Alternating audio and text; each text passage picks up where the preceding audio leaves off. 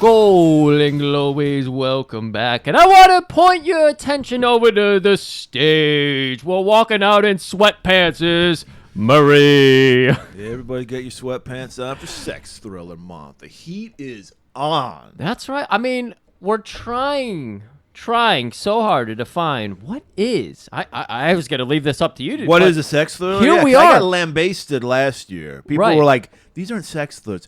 What is a criterion of the criteria of a sex thriller? Yeah. I always assumed if there's some kind of sex-related something or other in it, which we had in every one of the movies we did, and Yep. there's murder. Not to mention, as you were kind of alluding to, Criterion is on our side. Yeah.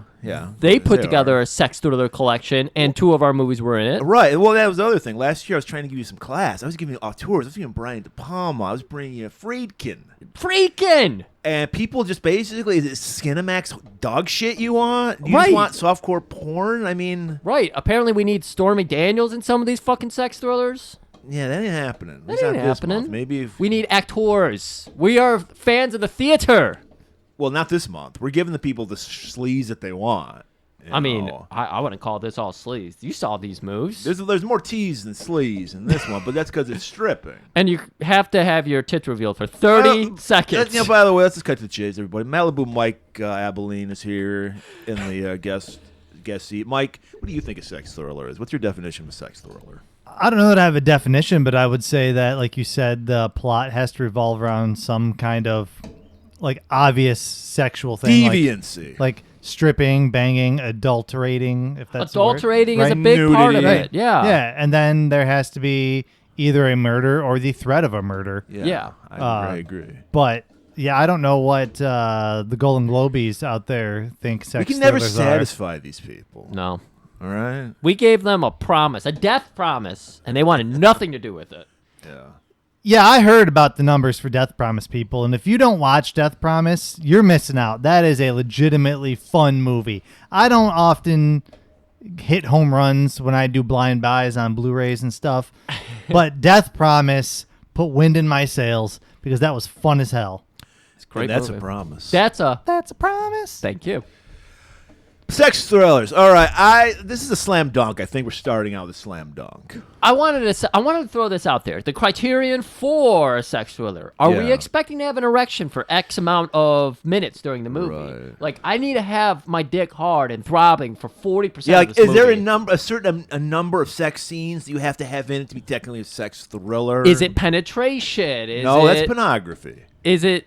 Huh? Okay, so Sex thriller is pornography... always a tease. So thriller's supposed to be a tease. We teased the fuck out of our audience last year. Yeah, we did. Yeah, we did.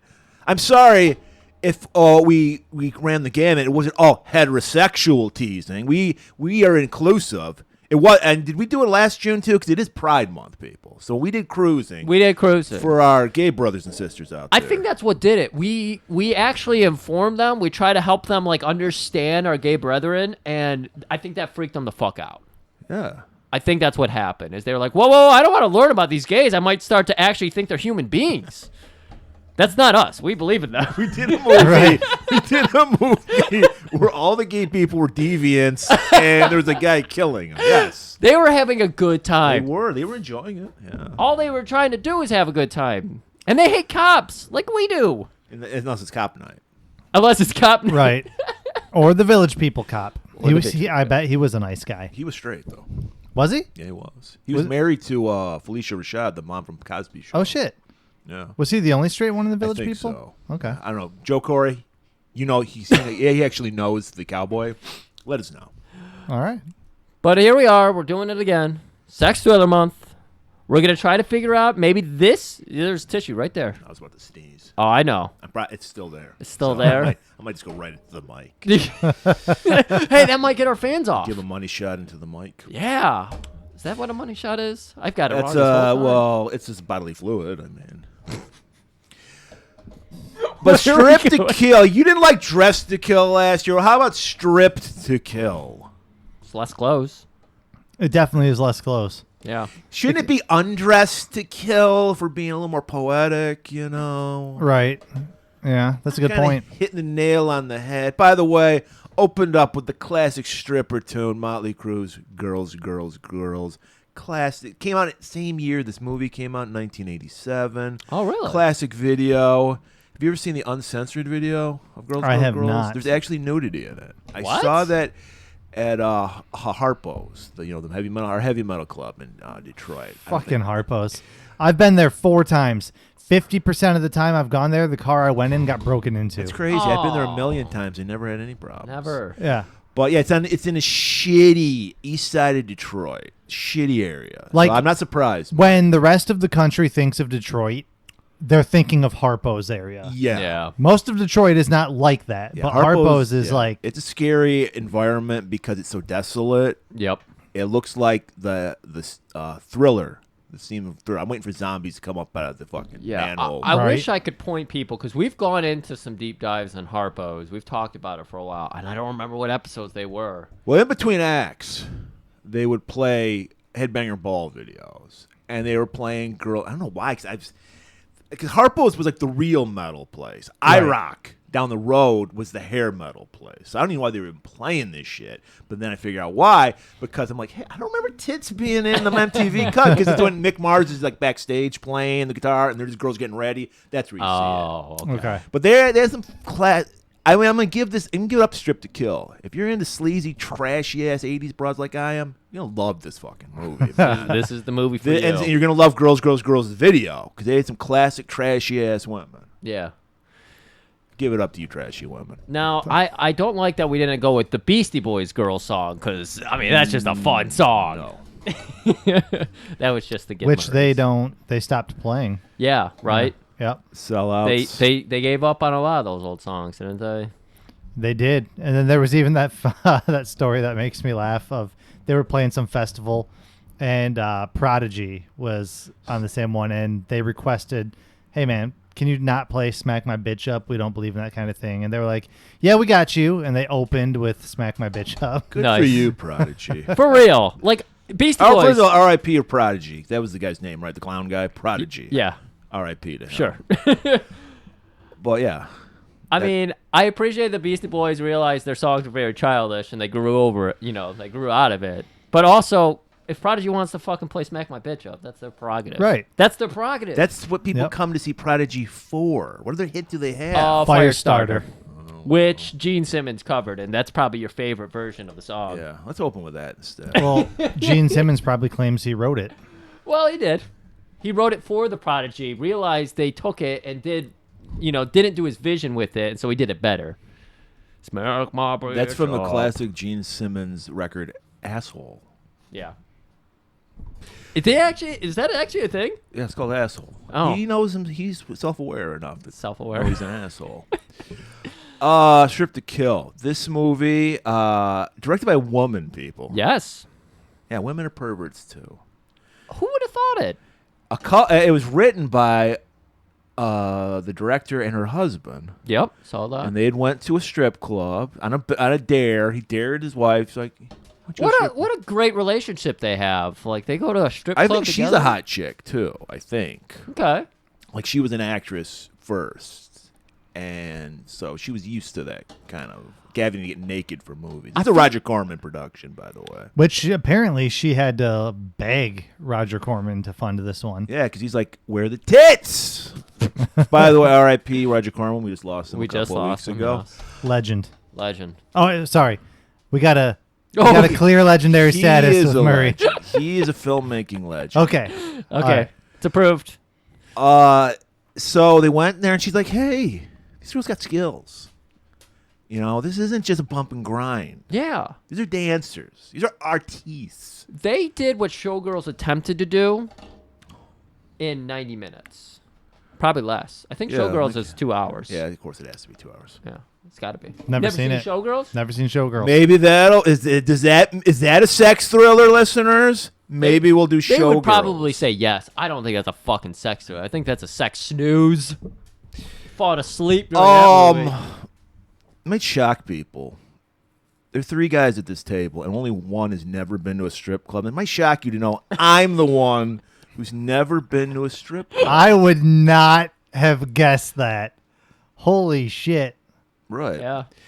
I never got the appeal of strip clubs because it's like, first of all, I don't like people working me, and that's what all strippers do is work you constantly. Yeah. So it irritates me. Like I'd be in a constant state of irritation if I was in a strip club. First of all, you're getting teased. You're paying someone good money to give you blue balls. First of all, Right. Where's the appeal of that?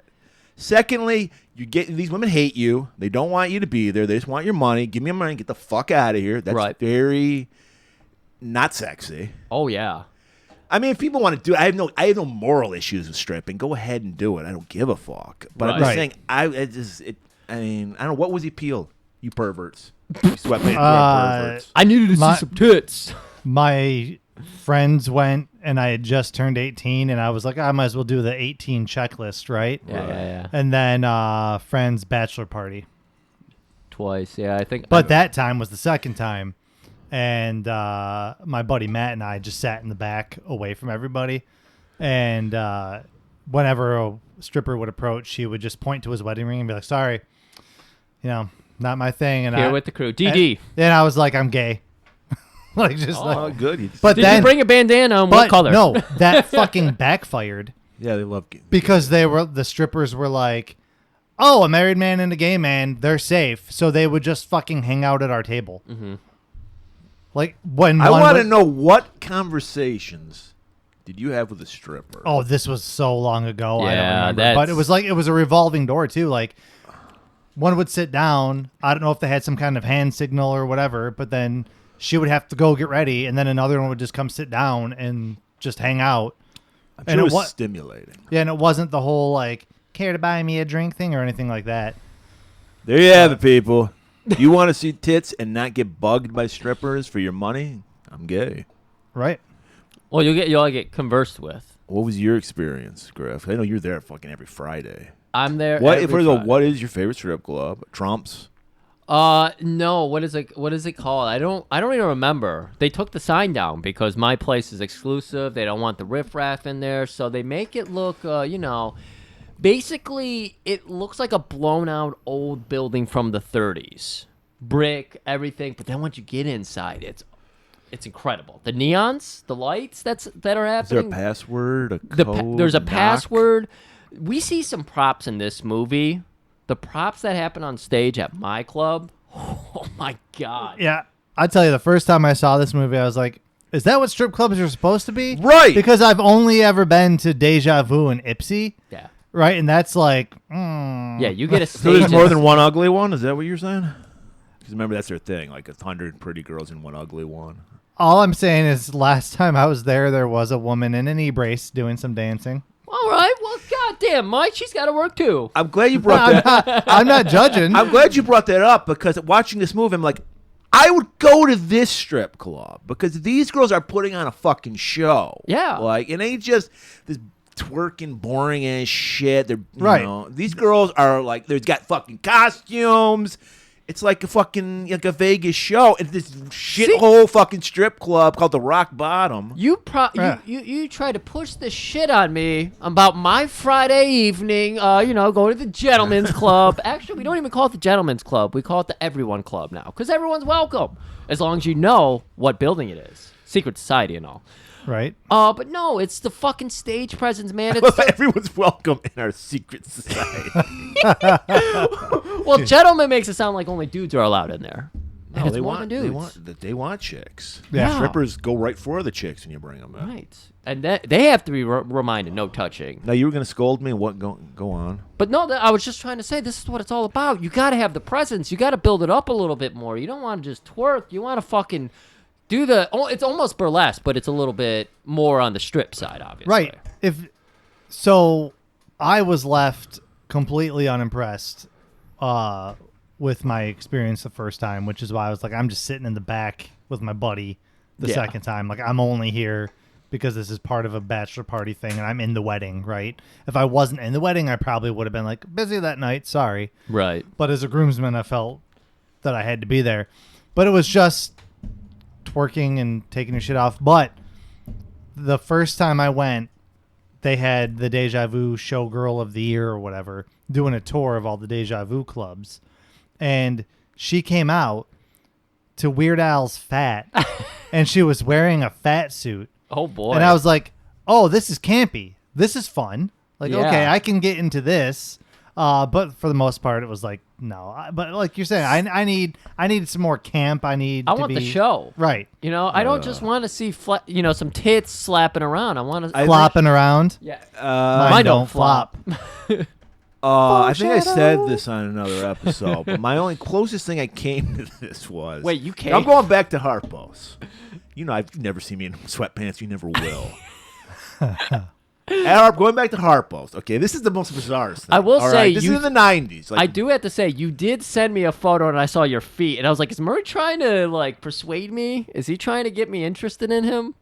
The other day, you sent me a shot of you taking a photo of something. I could see your little tootsies hanging out. I don't even know what you're talking about. So I'm at Harpo's. This is like mid-late 80s. This, for Merciful Fate. All right. Classic satanic heavy metal band. Yeah, Yep. tit band. So in between acts, right before Merciful Fate hits the stage, it wasn't a stripping thing, but it was like a dance thing. It was like, I think the yeah. riff was like there for some fucking reason. I don't know. It was like, fucking riff. It was like a dance. The riff is our one rock station that still plays the same shit they've been playing for 50 fucking years. Girls, girls, girls. No, they're playing TNT by AC/DC every fucking hour. That's true. But That's a promise. So it was just A death bizarre. The promise. whole like what this is like it didn't fit the band at all, and like they're just scantily dressed dancing. They didn't get naked, and then they did the applause thing too. Oh, the round of applause. Yeah. Well, That's all I remember. I don't remember anything about the girls or anything. the first wrestling show of Joe's we went to, we've talked about this obviously on the show. Yeah. They had an intermission and they brought out, I guess, a burlesque dancer or something. Yeah, because she didn't get naked. She had tit tassels on, so she did the Pasties. yeah, she did the thing where one Yeah, that tit was impressive. going, He did the Elvira thing. yeah. Okay. So that was something I wasn't What we're expecting. saying that. is, I know strippers love this show, so I'm going to say this to you for constructive criticism. Up your game, all right? Enough with the bump and grind. I want to see costumes. I want to see themes. Which we're going to Imagination. get in. Oh, this is a perfect opening for this. Who's your favorite stripper in this movie? What was your favorite dance routine? Who's gonna go first? I want Mike to go first. Yeah, he's a guest. All right. That way we can't steal from him, So or we have to steal from him. If we get the same, that's fine. now I have a question for clarification. Yeah. Is favorite stripper based solely on looks? No, Yeah, it could be. It could be whatever you want. Because that's why I broke it up into two things. Because there's one I like better looks wise, but I like the other one's routine better. Yeah. So Okay. That's why I broke it up. So, looks wise, honestly, it would probably have been Angel, Okay. the very first one we see. Yeah. Yeah, she's good. Yeah. My favorite routine, honestly, was Sunny's first one, where she was awkward as hell. Because Oh my God. Because That if was- I that's went rough. to a club and someone was doing that intentionally, I would be laughing my ass off. I would enjoy that. Yeah, it would be fucking great. That would be camp. That was some Elaine So, like- Bendis dancing. Yeah. So like going on there. I'm watching it, Heather and I'm in, Locklear. dude. I'm in the basement, and I'm cracking up watching Yes. this again, and I laughed my ass off the Great first time. job by Kay Lenz. But yes, Kay Lenz, by the way, played the ex-wife in House, the 1985-86 one, which is a great movie. See it. And she voiced American Maid in the Tick cartoon. She's also no stranger to the theater because she played Charles Bronson's much younger love interest in Death Wish 4: The Crackdown. There you go. But I would give an honorable mention to Cinnamon's dance if she hadn't been pilled out of her mind and fallen Yeah. off the stage. So you like silly strip? That's your thing. Yeah, You're like, that'd be He- fun. That would he be wants, something, right? He wants the humanity in it, though, like the actual human being being seen, and not the complete stage presence. Yeah, I'll be honest. The other stuff was just too much. It was too like modern dance. Like I don't know. Like I get it's a serious business and this is how you earn your money. I but, love that the women are taking it seriously. But yeah, These men were athletes. I don't know. yeah, sure were. They could have been in It AEW.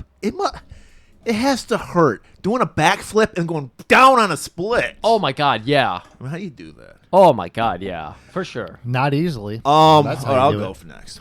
My favorite was Fanny. Oh, Okay. as you can probably predict, 'cause I like asses.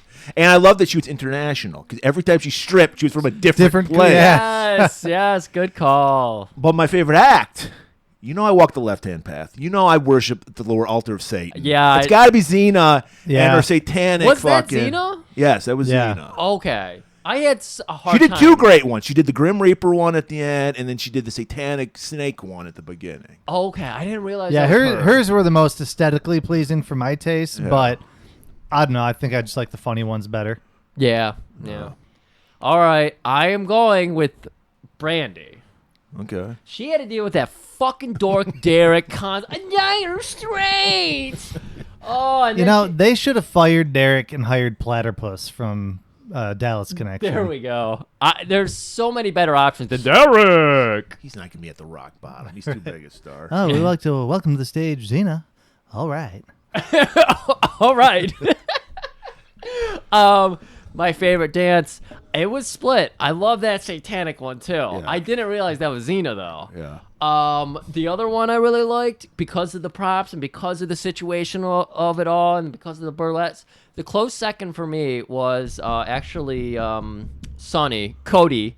So one of our co-leads here. I guess the star. Yeah, the Yeah. star. Yeah. Doing the the after work. The businesswoman. The businesswoman thing. With That the was good. shades. Yeah, with the shade. The shade man. made Where it. does the rock Lines. bottom keep all these fucking props? know.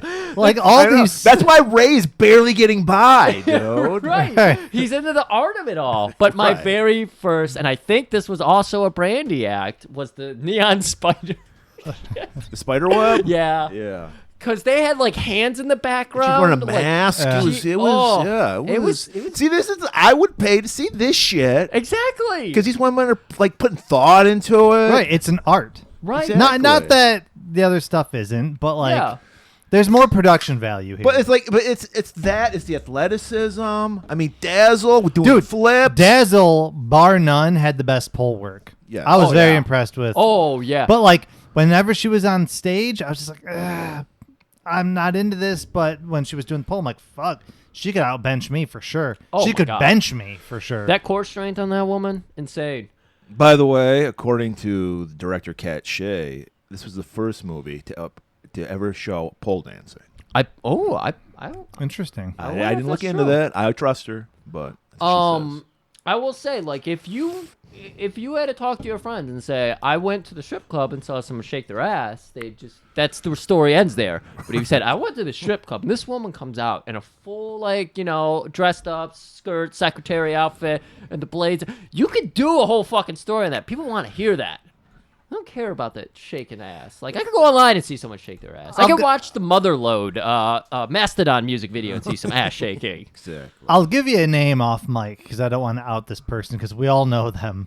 Okay. But I remember I was talking to someone and they were talking about how they were going to the strip club like later that night or the next I night. think I know who this is. And I was like, oh yeah, have fun. He goes, yeah, he goes, I don't know, it's a fun night, but like you end up spending $1,000 and for what? And I was like, whoa.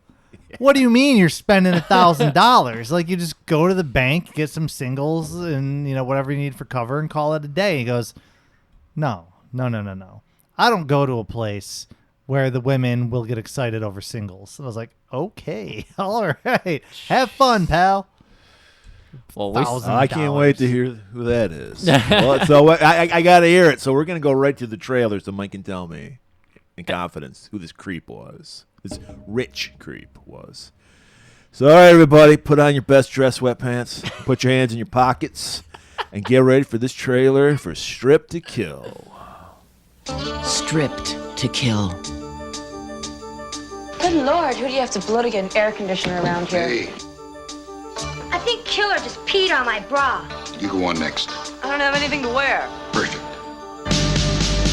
She knows what to do with her body and eyes in the smoky zoo. She's a master of lies and she dances for you. You're the only one. Then her body takes flight. She's only having fun and just for a while. You can deny it.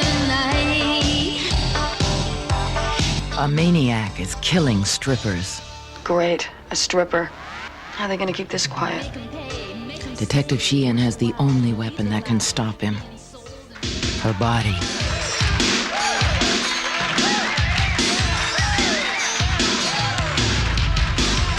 And it's more than just going out there and turning them on. It's like something's cutting loose. Yes, I will burn you down.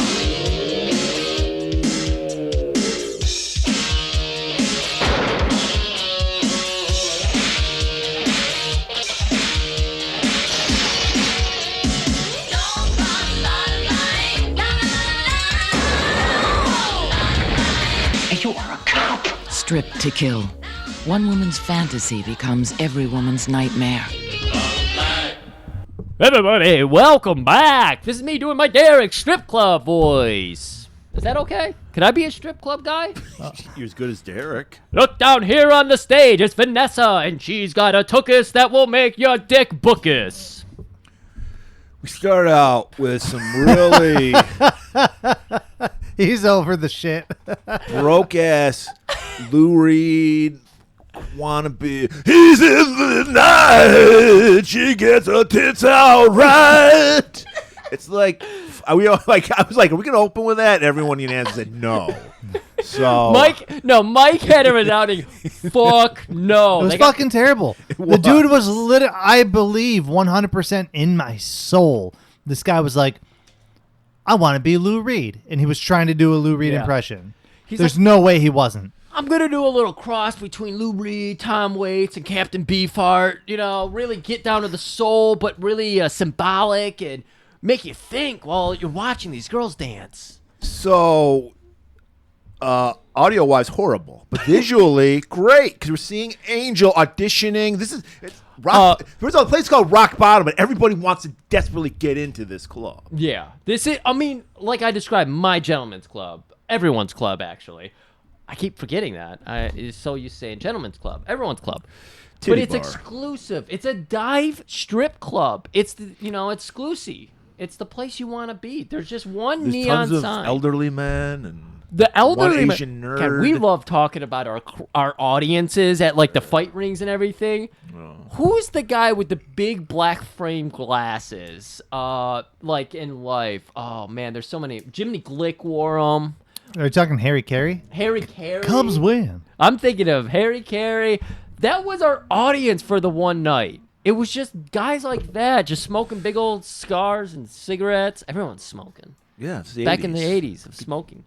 But, Murray, I'm so sorry. I was also going to say, I mean, what would have been the most appropriate song to be playing right now? Send me a fucking angel. That is a very well. Oh my God! If one of the girls was doing tricks on a BMX bike on stage, That would have been my favorite routine. I mean, can you look sexy while doing fucking like Yes. flatland trick? Oh, never mind. These women can make anything sexy. Never mind. These are professionals, Griffin. Murray actually texted me this week. He had a run-in with Send Me an Angel. Yeah, yesterday I heard it. I was What? at Costco of all places, and they had they have the stereo displays and shit blasting "Send Me an Angel." Look, I know we had a long intro, but It doesn't matter, Mike. what No one's listening. Actually, no one's gonna listen to this. what episode. what we had what a short does intro. Tim Murray buy at Costco? I was there with my mom because she can't like carry shit. Oh, It's okay. all that bulk shit. That makes sense. If you were to buy anything at Costco, what would it be? Doritos?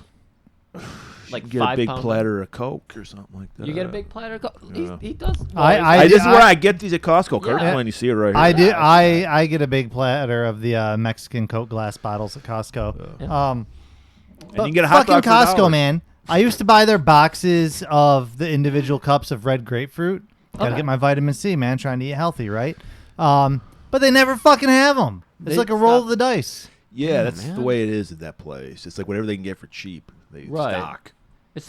Was it a Kirkland brand or were you Kirkland. Oh, Jesus, man. Yeah, Get their it together. brand. Costco, you've been put on notice. Well, we've talked about the enshittification before. Here we go. Enshittification of Costco. They're not even Yeah. carrying the ruby red grapefruit. It's bullshit. I'm a big grapefruit fan myself. I love grapefruit. I love the way Angel's dancing. She's killing it. She wants this job bad. I think she already works there. Then why was she auditioning for Ray? I don't Ray, think is it because Ray, when he sees them kind of slacking, he's like, I'm going to tell you exactly. Because she says, see, I told you getting the second pole was a good idea. Right there. Okay. Well, then why?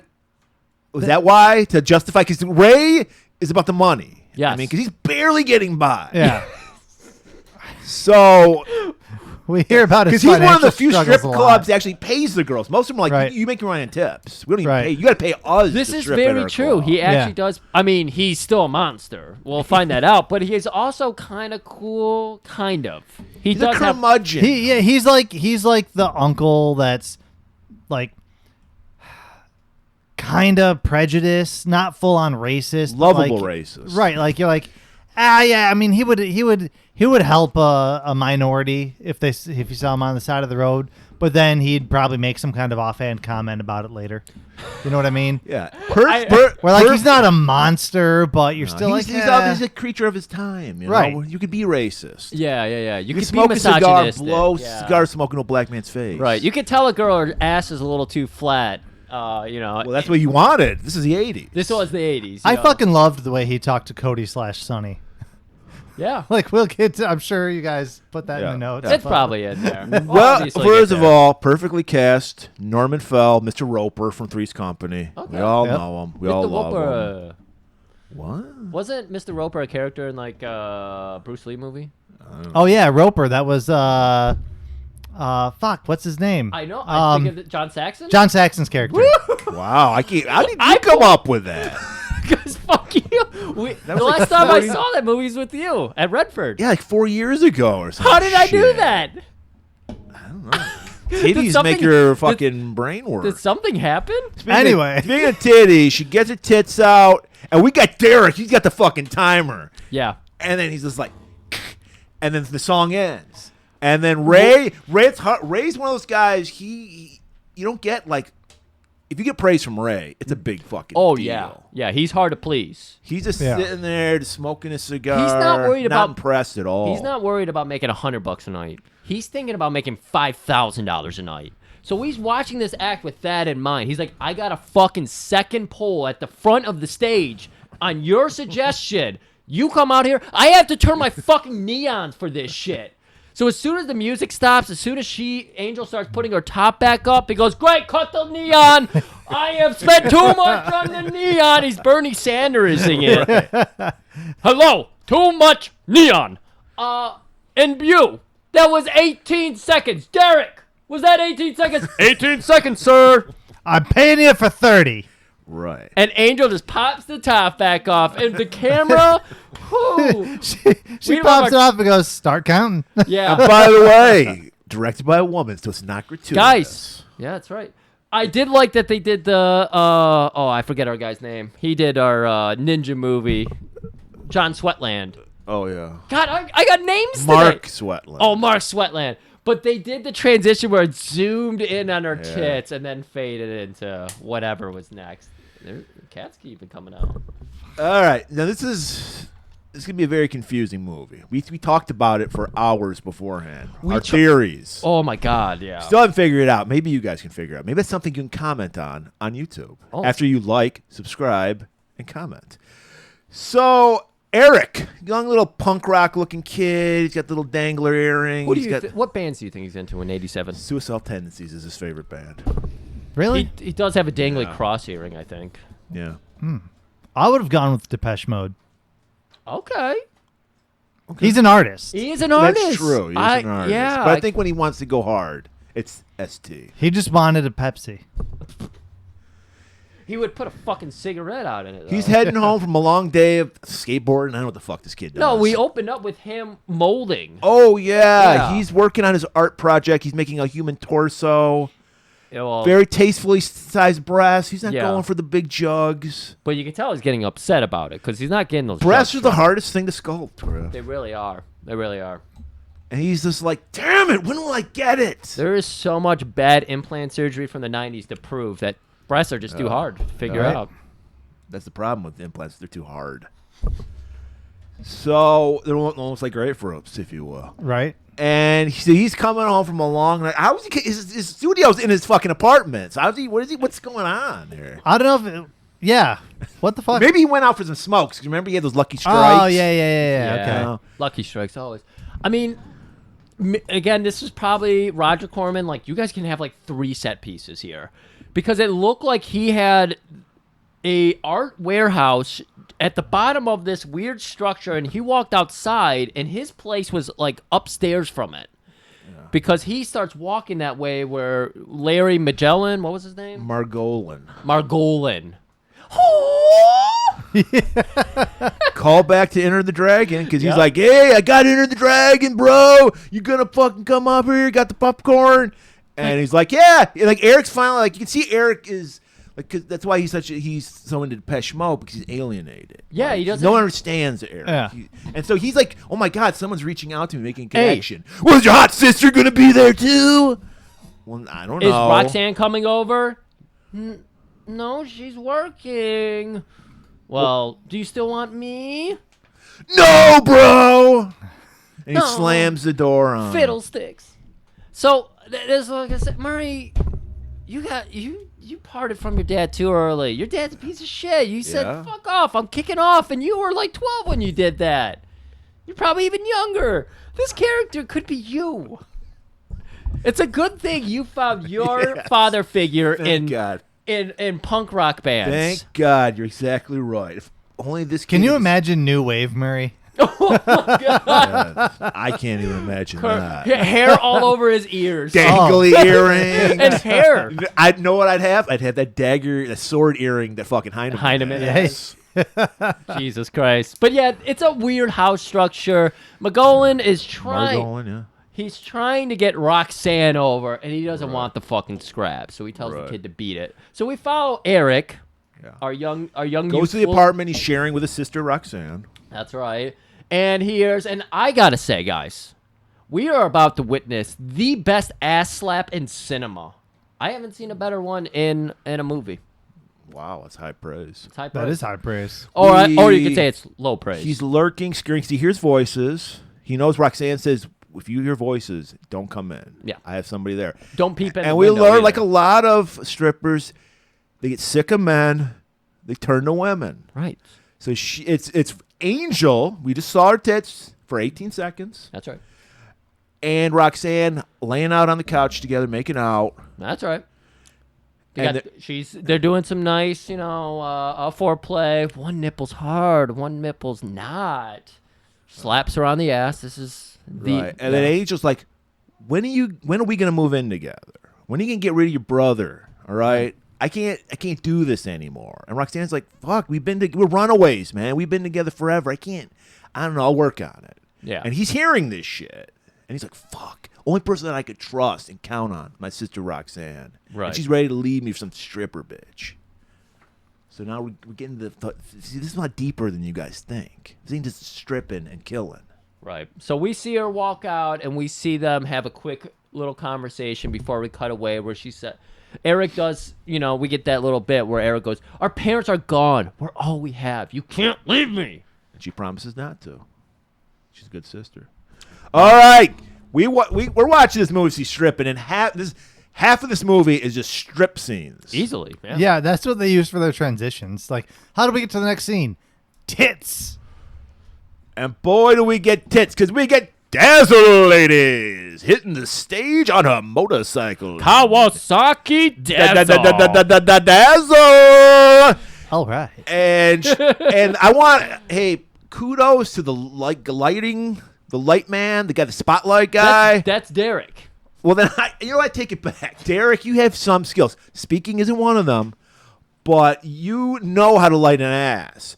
Because Dazzle is the best move of the movie. Dazzle right here. starts out on a motorcycle. Yes. Doing some moves. By the way, they actually had some real classy. I bet Girls was playing in real life, but they could obviously. Roger Corman production. They're not going to pay for Girls. No way. So the girls in real life were stripping to stripper songs. Probably, and then they were just piping in this horrible dog shit that we have to listen to. The Lou Reed, experiment. I want to tell you about Into the night. So she does a move where she's like scurrying backwards towards the audience, and that spotlight is right on that ass. Derek, chef's kiss. Deadly accuracy with that spotlight. I don't know if I can find this. I might have to ask you for the file because I want to give that to Murray as a gift. I want people to know that fucking scene so bad because it looked like she was getting up. I watch too much football shit. This is offensive line practice. Yeah. You put your arms up like you're blocking somebody, and then you shuffle backwards. She's doing that. Well, she's an athlete too. Yes, right? she is. She's doing it in heels too. Mm-hmm. That's the thing. She's doing fucking backflips in spike heels. She was before her time. She would have fit in with that. Do they still do that thing where the women play football and like bras? I don't know. Because she would have been made for that. Yeah. Maybe she went on to do that. She would have been the quarterback, or maybe wide receiver, any kind of skill position. She would have been great at it. Yeah, exactly. And she's killing it. Like I want to say all the girls kill it. All right. There's no bad strip act. Yeah. All right. And we're bad. Unless it's intentional with Cody. We're terrible at stretching out scenes here. Guys, we did an 8-minute scene in about 30 seconds. Exactly. We finally did a scene. We had a long intro, so we got to make up. We had a short intro. I don't know what you're talking. Yeah, we did. We had a 10-minute short intro. Are you kidding me? Yeah, we only did like 20 minutes. Oh, yeah. You said 10 minutes ago. Oh, no, 10 minutes shorter. Oh, okay. Because we usually go about 28 minutes. So. We didn't talk about our life, and everyone's like, thank God. We don't want to hear about your boring lives. We're so sick of it. That's why they didn't want to listen, because they were like, Death Promise? They're killing themselves? Excuse me. Unaliving. So now we get the guy you expect to see, you imagine to see at a strip club every night. A guy named Pockets. Oh, fucking Christ. He's just a goober. I don't like him. He's got flippy hair. You hate him. It's all over his ears. He's sweaty constantly. Yes. He's got one hand shoved into his pocket. Constantly. The inspiration hence to the song. Hence the nickname Pockets. Yeah, hence the name Pockets, but it was also the inspiration between the Alanis Morissette single. Yeah, she's One hand in my pocket. She's a huge fan of Strip to Kill. Huge fan. Always referencing Oh, my God. That's even in her liner notes. Jagged Little Pill actually was a rock opera about Strip to Kill. People don't know that. I don't know why people don't know it. It was about Cinnamon, because she's the pillhead. Cinnamon is the tragic character in a way, yeah. So, all right, I'm like, that's a killer right there. Case closed. Yeah. Would I need to watch the rest of this movie? He's a creep. He's a sweatpants, creep. Hand in the pocket, greasy, sweaty, psychopath. We watch Dazzle finish up, do a triple backflip off the pole, back onto the Kawasaki. She's mime revving it up, and I'm believing it. She's selling it. She's jiggling I her believe ass. she loves me. She wants to be with me. Right. And my erection agrees. But she is like miming the bike is moving by jiggling her ass. It's working. She's got it down. She's selling everything to us. Ladies and gentlemen, give it up for Dazzle! You gotta She goes offstage. She goes back to the slut room. That's what they called it, people. Yeah. They cross women out, but sluts. That's right. And this is where we first see DJ Derek pop back there. Hey, Brandy, Dire Straits, money for nothing. And I want your chick for free. And she's like, Derek, you're a dweeb. No. Right, like, has there ever been a woman in history that's been seduced by Dire Straits tickets? That's total, like, nerd fucking. It's like Rush. Right. Yeah. You know? Oh, yeah. Come on. I mean, Dire Straits was hot at this time with that song, Money for Nothing. Money for- Dire Straits song anyone knows, Money Yeah. for Nothing. Romeo and Juliet. And The Walk of Life, too, isn't that? Walk of Life is Yep. the only other one I know. Ray Gun Cowboys do a pretty cool cover of Walk of Life. Ray Gun Cowboys. Ronnie Ray Gun Cowboys? Excuse me? No, Canadian psychobilly with horns. Oh. that is a Brandy Mike bad. danced to that. Maybe Brandy had a routine on Dire Straits. That's why he's saying, yeah, this is in, you know. You know what? I bet that happened. I think you got something there. Dazzle, always up for a party. I'll go. I don't want you. I want Brandy. So he just fluffs off. We go down. You know what? We got Ray first coming in the locker room. Girls, they have one changing room and the slut room. The slut room. Is it Right. is the slut room the changing room? Yes. Yes. Okay. Yeah. So Ray just pops in there. He owns the establishment. Right. He owns these girls, so he does what he wants. They know his dick don't work, so he's no problem. Right. In fact, they constantly show him how small his dick is, and it's just them ribbing. They're like, we know the nature It's of like this a family. They really are. Yeah. And, yeah. Where's Roxanne at? I'm paying you broads to strip, and you can't even show up. So Angel pops up. She's like, I'll figure out where Roxanne's at. We know she's in a relationship with her. Right. We head out to the payphone. She's ringing her up. Like, what? What's going on? 897-10. That's Murray- their little code. Murray 'Cause kept it's track. 897 steps from the rock bottom at 10 o'clock at night. That is a reference to That's last, an episode you guys listened to. Assassination. yeah, to last week's episode. That was Charles Bronson's little fucking thing he did. She calls up Roxanne. Roxanne's. Yes. Hello. Hey, Ray wants you. Are you going to strip? No, not tonight.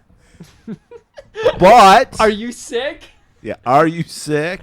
No. Yeah. I feel a little verklempt. Meet me at the bridge. I'll be there.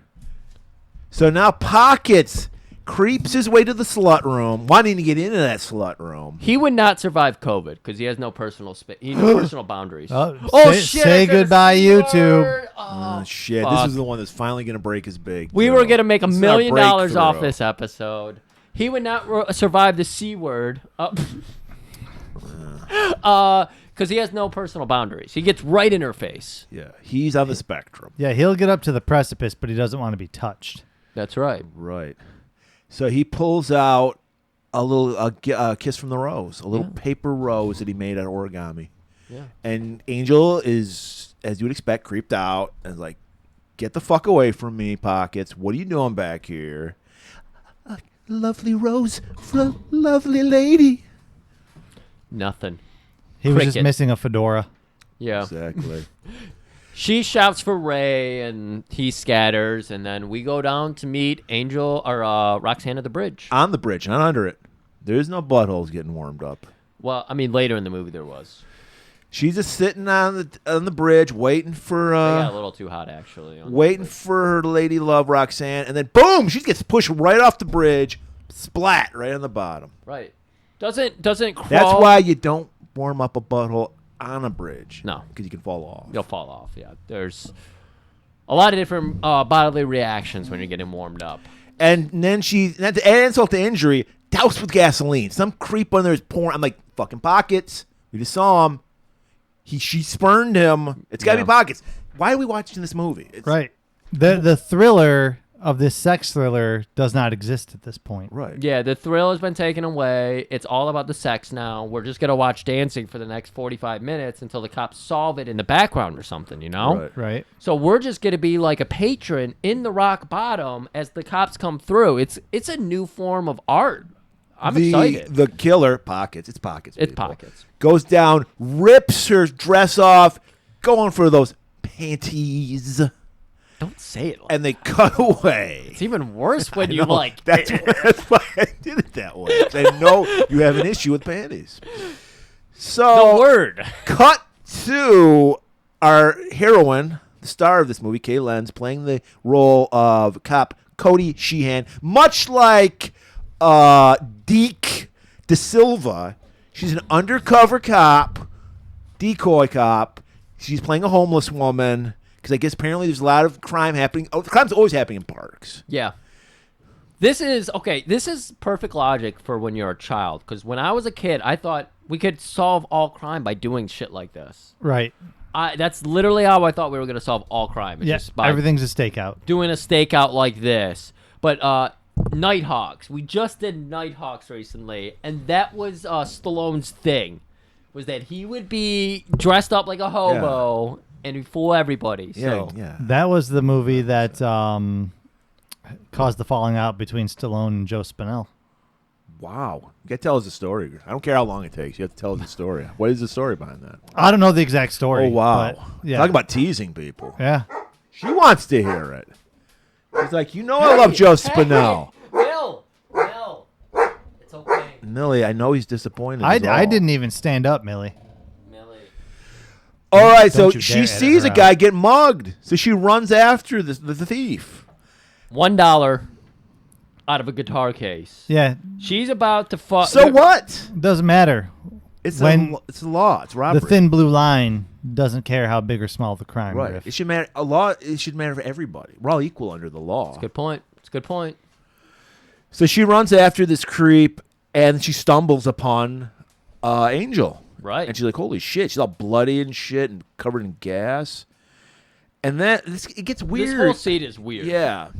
Yeah, because Heineman.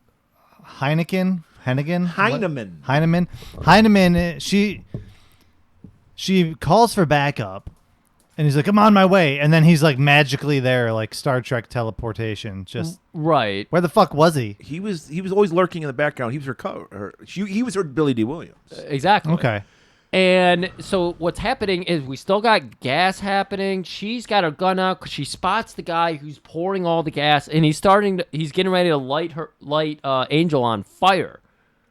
And she's got the gun out, and Heineman yells to her, "No, that will ignite the gas." We know that. Right. There's always a big spark when you shoot But- off a modern gun. Yeah. I have to alert the audience back to foreshadow. Because you foreshadow. you need to keep this in mind because, yes, this will come into play later. Jack Bedelaire is vomiting right now. Jack Bedelaire The with- inaccuracy of this scene. I wonder how he would feel it because there is a lot of stripping and it's very creative, but the action and the logic, It would take him out of it. He would just be like, "That's not how guns work." yeah. I got my best sweatpants out. I got my dress sweatpants out. Oh yeah, he only wears dress sweatpants. He's a cultured guy. He probably's been to that gentleman's club that only The people Rock like Bottom? you. No, the hidden one that you. Oh yeah, the allowed everyone, it. everyone. Everyone who- Everything's probably comped for him there. Oh my God. Oh, So the pocket, it's Pockets, people. I'm sorry, spoiler alert. Pockets ignites Angel. That's she just right. goes up in a blaze of glory, and fucking Cody's just with her hands trying to pat her out. Heineman goes, "Get out of the way!" Pulls off his cool ass trench coat, or did he know he had an army jacket? He That had was an cool, army army jacket. jacket. And Yeah. he's like, puts the body out, and he's just like, by the way, Heineman, played by Greg Evigan. Everybody knows him. It depends on what generation you're from. He Yeah, it was is. on the show My Two Dads, which was about a girl who had two dads. okay.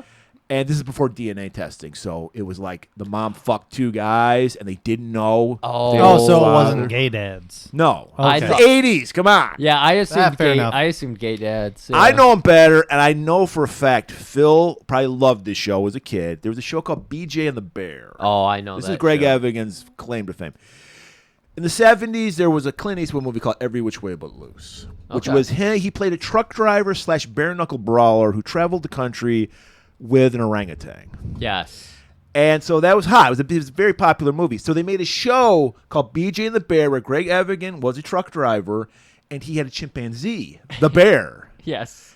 And he would always, he had this cop called Sheriff Lobo. The show got a spin-off, Sheriff Lobo. Yes. And he would always try to catch him. He was kind of like the Jackie Gleason and Smokey and the Bandit type character. But yeah, so that's Greg Evans' claim to fame. He's looking great.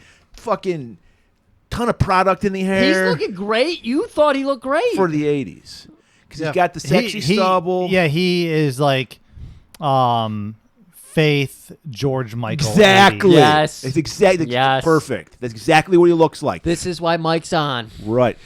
He's got a fucking sword earring. Yeah. A sword piercing his ear. If I would have saw this when I were 8 years old, getting my hoop earring, getting my Nike swoosh earring, getting my basketball going into a hoop ear, I would have said, Mom, with all my birthday money, I want a sword going. Yeah, through we would have had to my- call you Dagger Hageman Dagger instead Hageman. of Dagger Hoops. Hag. Yeah. Dagger. Yeah. Dagger. Ooh.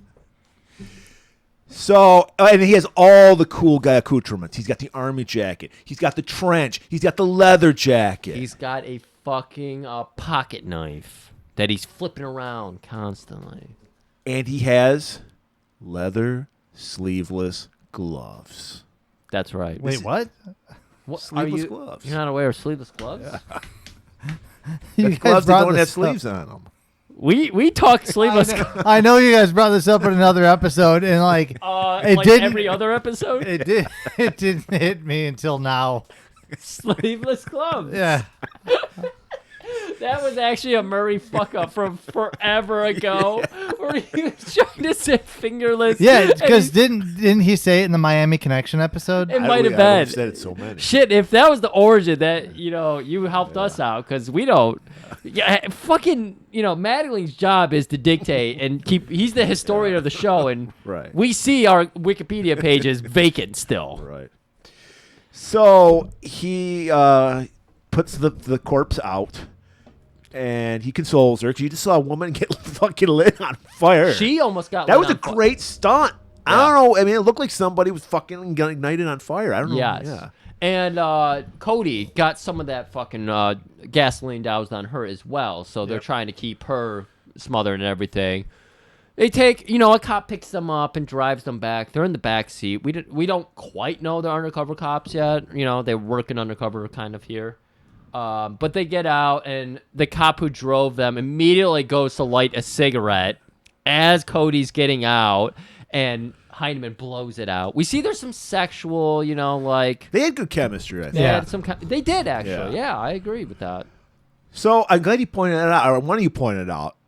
Stripping segues. Like every time Yeah. we cut to a new scene, we get a strip back. This Right. is my favorite one. Xena's satanic strip back. Yes. Makes sense because there's fire involved. She's got a fucking... It's like Alice Cooper with tits. She's got a snake on her. She's got the red lights. Derek, great light job. Horrible voice. You got to work on your repartee. Hearsay, no! We need to find a movie that has a good strip club DJ, because Platypus was a great assassin, terrible DJ. You know who Yeah. could have Alright. been a good one is the guy... He wasn't a strip club DJ. He was a fight club DJ, the guy from Firepower. Firepower. Oh yeah, the okay. Firepower one wasn't bad. Yeah. I would say, I can't remember the name of this movie. I watched the movie a while ago, and it was kind of more of a dramedy, but it was based around a strip club, and that guy was he did a pretty good job. He actually, Can I get a Hail Satan for Cena? And she just blows out the torch, and then... I love it. Props on the stage, Murray. Big old dead, like you would put this in your iguana cage for them to climb all over. Big dead tree limb that she was like placing the snake on and everything. What was the deal with the cross though? Because it was like a double cross. It wasn't the usual cross. It had a second set of wings under there. What does that mean? What's the symbol? Was that the Leviathan cross? Did it have like the infinity symbol? I didn't see an infinity Of course symbol. it did. Cena makes sure she's got everything right. And I fucking love that you think my tortoises are iguanas. I wasn't. Yo, you were looking and gesturing at me. Oh no, I'm just doing this because this is he's how just- I he's always hand do. back. Okay. He's hand I back always. there. You can ask Murray. I do this 300 fucking episodes a Right. year. He lands a couple planes.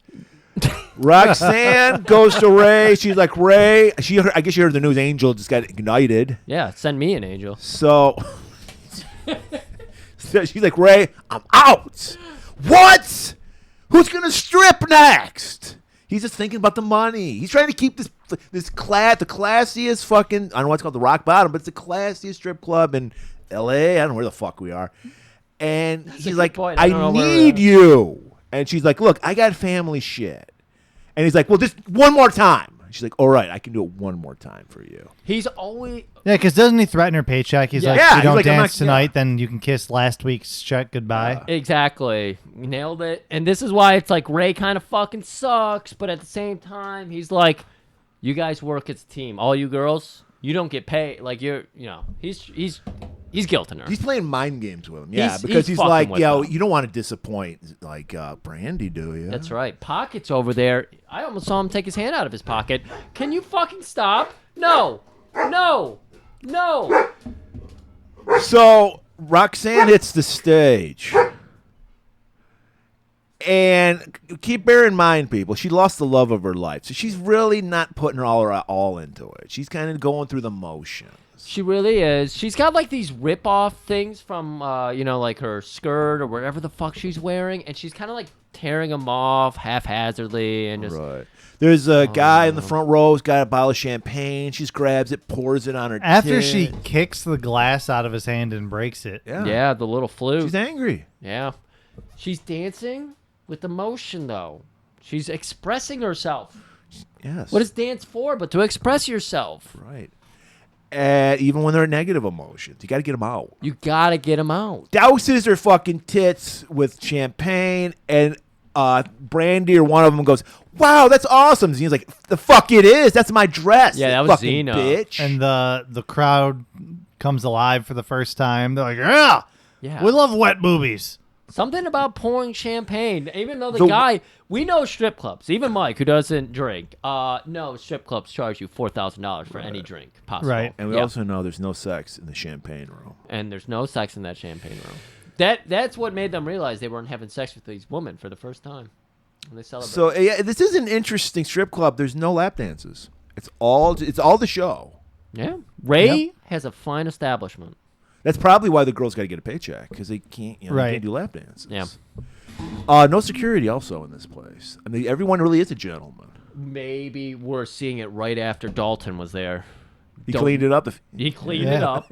And they He, don't. he ripped out a couple throats. Yeah. And so it's like he left the throats nailed to the wall outside. And so everyone knows this is Dalton. It probably explains why Ray's so obsessed with money because Dalton don't come cheap. Yeah. That's a good point. Maybe he's still down, like, putting on the payments. Yeah, Dalton, Right. like, on some kind of payment plan. So, like we pointed out, Ray, constant mind games, constantly keeping them on their toes. Dazzle, I don't remember seeing any titties in that last dance you did. Well, I gotta tell you, I was out there working my tush off. I felt an ounce leave my ass tonight. I did a no-handed double backflip, no applause. They didn't earn it. You're not gonna earn your paycheck if you keep up with this broad. She's cool, though. She was just like, yeah, you're right. I'll show my tits. And then she's like, Zena, I think your snake pissed on my bras. Yeah. Next morning, Cody learns that Angel was a stripper, and she wants that case. She just saw someone die in front of her. She's like, I have to solve this case. She doesn't want to be working the De Silva, beat anymore. She doesn't want to be doing the Right. undercover bullshit. Well, she's going to be doing undercover. This whole next thing is I- undercover bullshit. But she doesn't want to be freezing her ass off in the park. Right. There we go. Wow, it was really cold there. And then the rest of the movie, the girls are walking around in their skimpy little stripper outfits. Heineman comes by to pick her up. They're carpooling. Yeah. They're not wasteful. And he's driving a Suzuki Samurai, Yeah. which we were talking about this earlier. Griff is like, why don't we have more Suzuki Samurais? And I'll tell you why. Because they were like a toaster on wheels. And this is the truth. 'Cause they were hot shit when this movie came out. There were a lot of, I think, because they were dirt cheap. If you hit a corner too hard, they would flip. That's serious. And that's why they stopped making them, because Suzuki Samurais were flipping all the time. I'm just annoyed that every fucking vehicle we have has grown 3 times the size they were. You can tell that was probably like the director's car or something. She was like, they didn't have a budget, so they're like, Right. because he points out, he's like, I gotta fucking drive this piece of shit. Yeah. This was evidence. They got locked up. They allowed me to use it. They're still looking for the top. Was the exposition of the movie. And he's like, hey, if you want that case, you can have it, but you got to go undercover as a stripper. What? A stripper? I have to show off my tatas? Hey, you got to do what you got to do if you want to close this case.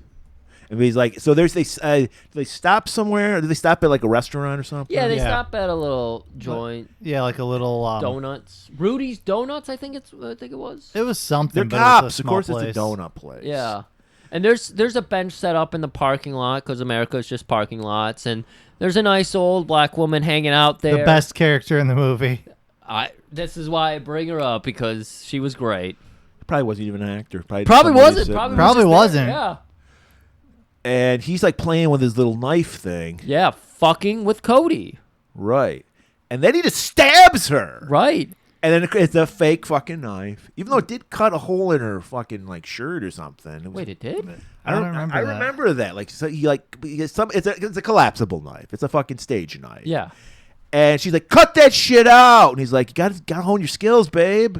And the old black lady's like, what the fuck? When she Yeah. sees this guy out of nowhere stab this woman. And Heineman's turning to her. It's okay. It's just a play knife. Look, it's just a play knife. And, he keeps fucking with Cody. Heineman does.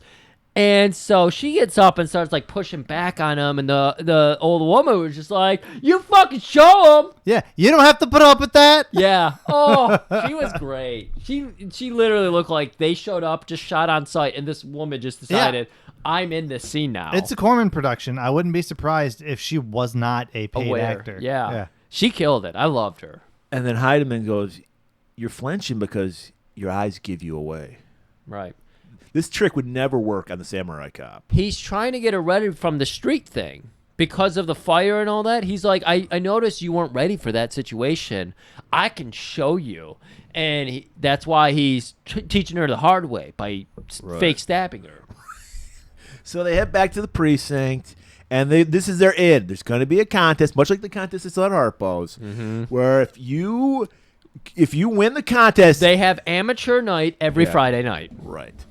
You get not one, not two, but 3 $100 bills, and well, for one dance, it's not that bad. Yeah. And a chance, maybe, if Ray thinks you're good enough, to work at the Rock Bottom. Holy shit. The Rock Bottom. Dreams really do come true. We also got to remember, think about that. Friday night, that's a premium night. People go out, they go to drinks, the start of the weekend. Yeah, that's typically not amateur night, right? That's typically, the amateur night's typically fucking Tuesday. Right, Monday, Tuesday, Wednesday, Thursday. Exactly, to bring people in. Yeah. But Friday, the rowdiest crowd, they're like, yeah, throw the amateurs out there for fucking, there were 6. These crowds aren't that rowdy at the Rock Bottom. Throw them to the They're all wolves. elderly. Well, yeah, they're Harry Carey. They're out there, oh boy, the Cubbies need to hear about this one. Yeah. All right. So she's a cop. So she doesn't know about girly shit like makeup and stuff. Well, okay, no, go ahead. No, you go ahead. This is one of my favorite lines. She does, like you're saying, she's a cop. She doesn't know about this girly shit. So the hard talking receptionist, is like, Cheryl. She was great too. She's like, Cheryl was "Ah, awesome. Cheryl. Not don't Cheryl. worry, honey. My sister owns a whorehouse. I can take care of you. And she's like, what the fuck? Yeah, she was awesome. And then she's got some more advice for her. My sister always told me, be careful of the shrimpers. Beware the Yeah. shrimpers. Because Heinemann comes in and he's like, look, I got your outfit for on the stage, your outfit for off the stage, and these shoes, size 6, right? And she goes, my sister always said, watch out for the people that go for the feet. See? I love how we're learning about Heinemann and everything. They did a great job. And he's like, there. don't worry. She's like, I can't dance. I'm going to win this contest. Of course you are. We're going to have the cops there. It's a rigged thing. They got an applause meter. I told everybody. Yeah.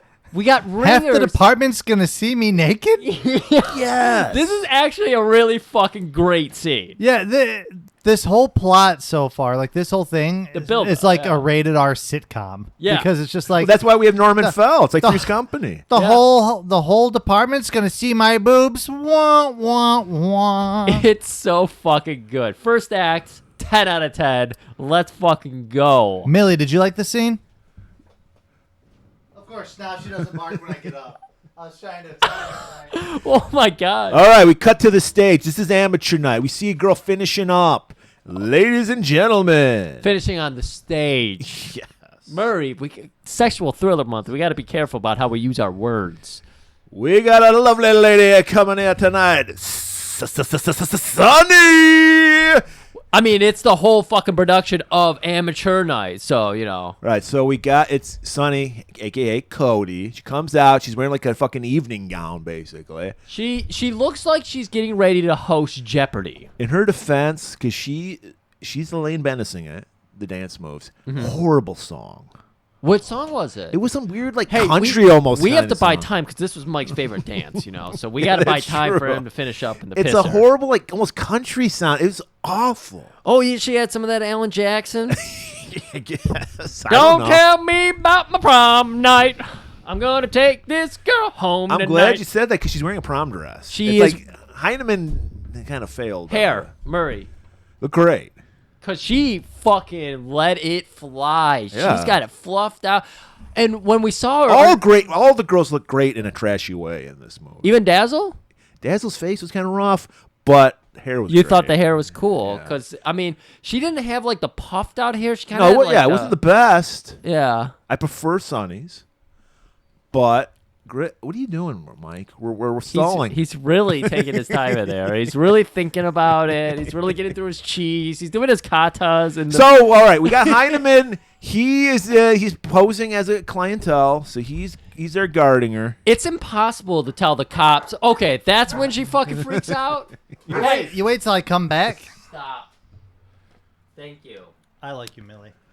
Everybody. All right, likes it. we're setting you up, Mike. Yeah. This is your scene. I want to just say about the audience. We love our audiences. He said there's ringers in the crowd. You look at that crowd. It's geriatric fucks.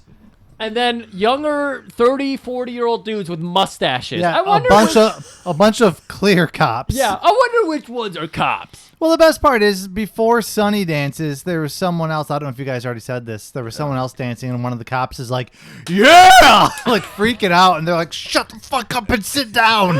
We did not. We did not. Murray skipped right to it. He didn't even breach the fact it was amateur night. All right. So we got Sunny out there. She's standing in her fucking prom dress. Hair's looking great. Nervous as fuck. Nervous as Never fuck. has Yeah, been deer naked- in headlights. I don't think she's been naked in front of a man, period, let alone a bunch Oh, of she's men. never been naked in front of a single man. Oh, that's right, because that's one of her. Because all our cops have to have one flaw. Hers is she only fucks married guys, and Heineman constantly needles her about it. Yep. That's right. That was a really interesting thing to throw in there, that she Yeah. likes to fuck married dudes. Yeah. Well, we don't know if she likes it. She might just wind it. She just attracts married dudes. Right. And she doesn't know that they're married. Maybe, yeah. Well, the ring would give it away. Well, they don't. They're not going to wearing a ring. But if a they're- tan line, If Murray. they're talking tan line. Okay. So You Mike, see a fucking tan line here? break down That's a this good point, dance Mike. scene. This is your favorite scene. This is my favorite strip scene. So she's standing there, deer in headlights, and it's you could hear a fucking pin Do you agree drop. with me? The song was awful. All the music was awful. in Yeah, this. but this was extra awful. Nobody could strip to this. It's amazing what she does. I'll take that challenge on. YouTube, I'm coming for you. So she's standing there like a deer in headlights for a good. It felt like a solid 10 seconds Right. of just nothing. Right. We know what that feels like. Yeah. Yes. And then We sure do. and then she starts to kind of like move her arms a little bit, but she's like, oh, fuck, what did I get myself into? And you see Heineman just like, oh God, this is not going well. And then she starts to She tries to get to her zipper. well, she tries to put like her hands above her head and do a little thing, and then she gives up on that halfway. And then she's like, all right, I better start doing something. So she goes to try and undo the zipper in the back, but it's a fucking prom dress. yes. So she can't. Ladies, I assume you have said more often than anything else the phrase, "Can you help me with my zipper?" Yep. Because women's clothes apparently are not made to easily get on and off. It's patriarchy, Um, man. So she's trying to get it off, and Heineman's like, oh, fuck. And this is Heineman's fault. He set her up for failure because he bought this fucking dress. Oh, no. I right. think he did it to fuck with her. Oh, yeah. 100%. So then she just says, fuck it, grabs the slit of the dress, rips it Yeah. to get out of it, and that's when the crowd's like, yeah! Well, this is when it gets fucking good. Right, but even then, she's still awkward as fuck. Oh, she doesn't start freaking out yet? She's still... She's still just like doing her horrible dancing. Elaine She wa- Bennis, yeah. She walks to the side of the stage and kind of shimmies for a second and is like, fuck. And then she pops the top, and everyone's like, woo! And she's like, oh, fuck. She My starts whole department just saw me naked. She starts whipping that dress around and everything. But she's like, I gotta win this contest. Right. I gotta get in. Everyone's going into a frenzy. She's shaking her tuchus a little bit. Everyone's going crazy. One guy's reaching up because she bends down to like shake her ass a little bit. Yeah. That might have been the second dance. No, but no, that's the first one. It's the first one. Yeah, and Heineman immediately jumps in. It's like, And we see he had a smile at first when she was struggling. He loses his smile when yeah, she starts to actually look, confident and proud in herself. this is where he goes from beta to alpha. Yeah. He goes beta to Cuckville.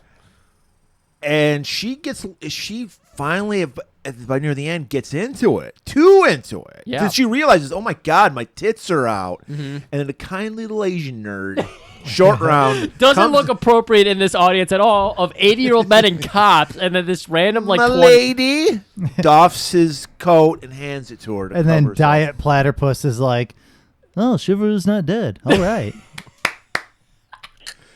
So they bring all the girls out for the applause meter. Oh, don't go too far. We got to get the girls back out here to find out our winner. And wouldn't you know who won the pony? Everybody loves Sonny. They of course did the round of applause, but they kept pointing to a gauge they had on a wall that didn't look like it moved at all. It moved. It just didn't look like it worked well. The clapometer. We used to have a thing in our elementary school. They installed this thing. It was a stoplight, right? And it was supposed to keep kids quiet. We had that too at my junior high. And if it went to red, then a siren went off, and that's when everyone. We didn't make noise, but yeah, I know what you're talking. If it went to red, a siren went off, and that's when the teachers and stuff would be like, "All right, simmer down." So of course, if it got to yellow, a bunch of assholes, myself included, would be like, "Oh, it's a yellow." So we all just start making noise, and they'd be like, "Oh, simmer down!" Then everyone would start screaming. Oh man! So she gets her prize. Cinnamon comes out. She pushes her way out. Well, she's a star. These girls are amateurs. Yeah, she's fucking like moving them out of her way and everything. She's the heel of the group. She's got 3, not so crisp, they're kind of crumpled, $100 bills. She hands them out one at a time. You notice she pulls a trump too, because while they're like trying to give Sunny her flower, she stands in front of her and waves. Oh yeah. Cinnamon wants to be the star. Yeah, you said she's a heel. Yeah. So we cut back to the slut room, and Cody's getting dressed. They're allowing her. She's like, "You're one of us now. Yeah. You've earned the right to be in the gobble, slut one room." of us. Because other girls had to fucking change in the broom closet. That's right. So she's like, she's peeping on hearing, listening, and they're talking about They're openly Angel. talking about it. Yeah. The second line that Sonny hears back there, Cody hears back there is, "Hey, our friend died. Our friend Angel, she died the other night. She got fucking murdered." It's like, oh shit. I'm very sorry to hear that. She's pretty awful at being undercover because she is not covert at all. She's like, "Oh, did they catch who did it? Please tell me more. Do you have any details?" Hold on.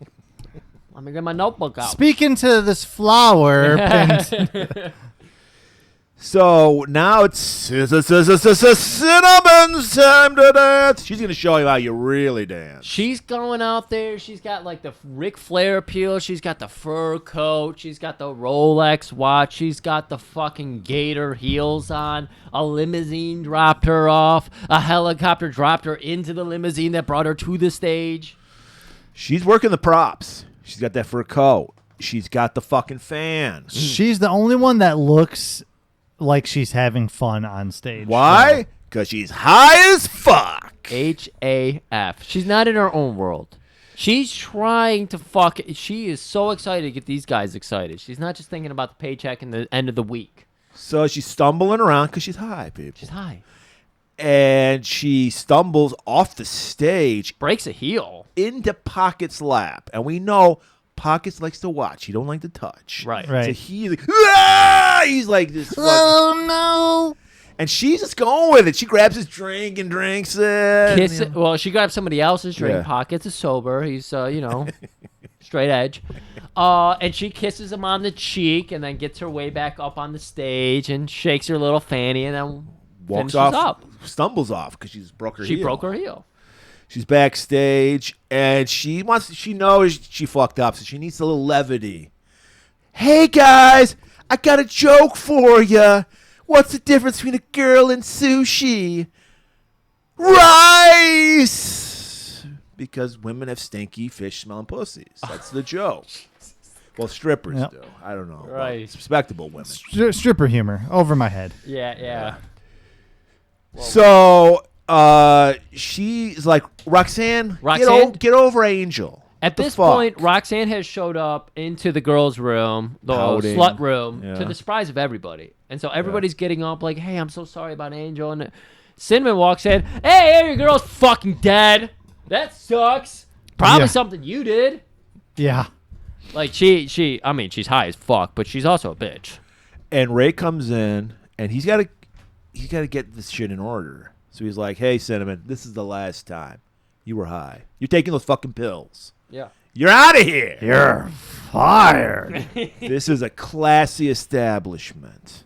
And she's like, fine, I don't need your fucking strip club. We got Stumbles out. so much happening in the background here. I think this was Xena. Yeah, Xena was. She has like a. She's the tough one of the group. Yeah, she's got kind of like a Tarzan outfit going on, Yeah. and she's got some yellow safety nunchuck she's flipping Yeah. around. Yeah. And she's like us, the viewer, pockets. It's that fucker pockets that killed Angel. Yeah, Pockets. we saw him accost Angel the other night. So there's no way he didn't follow her and do something to her because she's not into him because he's a fucking weirdo. Ray goes up to Cody. Hey, are you reliable? Can I trust you? He's sitting on the couch. Dazzle's got her head rested on him. He's so like the dad of the fucking again, group. it's weird because it's like he's kind of sucks, but at the same time he seems to be. It works. Constant mind games. Yeah, give and take. Elderly cocksmog. Right. It's the pimp effect. Yeah. Right. It might make Cock you cough. dust. It might make you cough, but it still works. Hey, Sonny, you reliable? Can I count on you? You gonna fuck me for the job? And she's, I'm not. no, my dick don't work. I'm talking about you gonna fuck me by not showing up. She's like, no, I'll be here. Well, I'm gonna offer you a job, but work on those dance moves because that was some fucked up shit. You are the worst, He's like, you are the worst dancer I have ever seen. but you got the job. All right, up next, my favorite stripped act, straight from Paris, France. Everybody, Excuse me. Could you say it appropriately? Paris. Paris, Francais, Mademoiselle Fanny. And it's Fanny. We call her Fanny because she's got that ass, man. I mean, it means For- different things in Europe. Yeah, Yeah. It means a pussy in Europe. We know that. That was looking good too. And so she's doing her shit. He had the laserdisc version. And fucking Derek, master of the lights, horrible at everything else because she's got to move. She's got to move. She writhes on a fur rug. Yes. You can't roll it out. That's got to be prepared for her while she's doing her That's thing. right. Yeah. She has to beckon Derek down to And he's come like, roll. runs down, rolls out the fur rug, and then she just writhes on it, looking great. I remember the first time I saw this, I didn't know the rug was going to be a thing. And so when she's standing there looking annoyed, I'm like, oh, I guess this is it's a dead night. You know, she's not Yeah. happy with the. That's what I thought too. I thought she was about to go off on the crowd. And then he comes out with the rug. I'm like, oh, that's funny. Okay, yeah. that's No, good. this movie's. Well, I mean, look at the stress she's under. Right. Amateur night, and then Cinnamon blows it, so she's got to bring the crowd back. Right. Is this All the, right. This is the second night I thought. No, this is the No, same it's the night. night. This is the same night. You're right, because while she's stripping, Cody comes backstage to Heineman. He's like, "I got the job," Oh, you're right. and then she's like, "And that guy over there pockets. Everyone thinks it's him, so keep an eye on him." Right. And Dazzle's freaked out because she's like, that's my fucking rug. That's my fucking rug she's dancing on right now. I don't want her fucking stank all over my rug. So Cody's like, this is like the first night, but I don't know if I can keep stripping. So I'm going to try to work Pockets right now. So she goes up to Pockets, sits next to him. Again, comes in hot, man. Yeah. Like, she's not letting any of this simmer. And she's like, hey, you like tits? I like tits too. Trying to bond with him. Yeah. And then did she like spill a drink in his lap, right? Yeah. And then just, Because he's not responding to anything. yeah. So Because he always has headphones on. that too. Yeah. Because he hates the music. Right. Yeah. So. He's listening to Send Me an Angel. Right. He gets it. He has his own like playlist. You're Yeah. right. For every strip, like, no, you're Send Me an Angel, girl. Yeah, he's got a whole fucking. If he opened that, it's a pullover hoodie. But I think if he unfolded it, lifted it Yeah, up, that's the thing. tapes. I think this is all misunderstanding. He doesn't want to fuck these women at all. He wants to give them his playlist. Like, you should dance to this. no, Right. he's a murderer.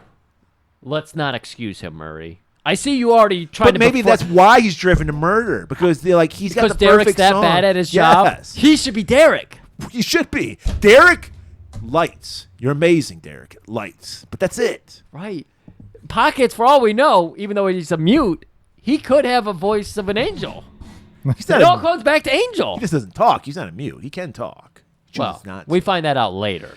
So she spills a drink. He fucking scatters. Yeah, he freaks the fuck out, and she tries to touch him, and he freaks out even more about that, and she's like, oh, But my he God. did say, Angel was beautiful. Oh, yeah, that's right. He Which did. just screams, I murdered her to me. It Right. really does. And he pulls out a little rose, paper rose, from his pocket. And we get that other line from him. Nothing real is worth a shit. What? Yeah. Unhinged. So yeah, murderer, right? Maybe he listens to Depeche Mode. Oh, He's artsy. So Cody is like giving the Iggy to fucking Heineman. Follow him. So he follows him out to the back, and we see there's a guy pulls up. He's like a fencer or something. He has hot goods he's always selling out of the back of his truck. that's right. And Heineman's just inconspicuously standing in the background, watching, observing. Yep, just out there smoking a cigarette, playing with his dagger earring. Whoa, whoa, whoa, whoa, Speaking just of my daggers, the guy, I don't think he never had a name. He did not. The crook, he's like, hey, I got these knives. I got these cool, badass knives. This was a time when butterfly knives did enter the world of mainstream America. And he's like, oh, fuck, you drops You it. got to show off your wares. You got to show, like, oh, you do this cool trick where you flip it and flop it and lemon drop it. And he hands it over. Well, Pockets takes it from him, picks it up for him. It's like, yeah, I've watched every Sho Kosugi movie, man. Right. What the fuck you want? And Heineman's like impressed. He's like, shit. Well, that's a murderer right there. Right. If Right. you could fucking Knows his way around a blade. Because Heineman plays with stage knives, and this Right. man's playing with a real knife and doing it right. And he gives the knife back to the criminal, and the guy hands him something, a little something in his hand, and then Pockets walks off. Heineman follows him. As soon as he gets to the end of the alley, looks out like a ninja, he's gone. Yep. All right, Fanny and Cody, they're driving off. The night is over. They decided They to share a cab. carpool. They're gonna talk, shop, Right. because she needs to learn a little bit Right. more. And Cody's like, I gotta say, your routine was amazing. You had the crowd in the palm of your hands. You brought that dead crowd back to life. And Fanny's like, wow, thanks. I've never heard that from a woman. We're so catty. We're so, turning on each other. All I hear about is those fucking guys. I think they want to fuck me. I Right. appreciate that you... Women lifting up other women. That's what this is about. This is 2024, people. Well, not this movie. That's 1987. But hey, You're exactly Before their right. time. This We is need- a feminist movie. We need to start. It was a woman pairs writer, well with woman Slumber director. Party Massacre. Yeah, we needed it. The other thing too is whenever they're off the stage, you notice, and I think Sonny/Cody, she always makes sure her cross is seen. She's stripping for Jesus. She's stripping for Jesus. She's like, hey, just because I like my body and I'm confident in it and I feel strong up here on the stage doesn't mean I don't believe in the Lord and Savior. And we see this in Fanny too. When she gets out, she's got her cross bearing too. They're not whores, people. They're just women trying to make an honest living. Very creative dancers that need to express themselves. Right, because as a culture, we don't appreciate dance unless you take your clothes off. So if they could, they probably would dance clothed. Right. But you're not making money doing. You can't pay the bill. It's like how YouTube wants us to go, Furiosa, that was okay. By the way, people cannot shut up about our review of Furiosa. All they're doing is like, you guys nailed it. You're welcome. Based on the fucking secretary bit we did while we were doing our review, instead of just sitting there like two guys, in a black room, we staged it up. Yeah. We broke it down. We really embraced it. Yeah. You're welcome. All right. So I'm trying so hard not to give anything away about Furiosa. It is such a hard thing. So, go listen to it, people. It's available now. So, Cinnamon, she's stumbling out. She's going to a truck stop or something. I don't know what she's just walking. She's just walking. Yeah. Heading home. Why? Because Ray didn't give her paycheck. Remember, he holds back the last track. One of her high-heeled boots isn't even tied up. Because that was the heel she broke that night. Yeah. Continuity is perfection in this movie. The other thing we learned, again, this is the late 80s, man. This is when America was still great because Reagan was in office. Was Reagan in office? Yes, he Yes. was in office. So everything, warehouses, strip clubs, Booming the, economy. the church next to the strip club, next to the liquor store, all of them are booming. So the alleys are booming. She's walking back there. There's people. Hey, Cinnamon, how you doing, girl? Well, not yet, because she is murdered right now. If there's Yeah. people watching her, then she would. Well, there was the Yeah. one person who says hi to her. It was though. Derek, wasn't it?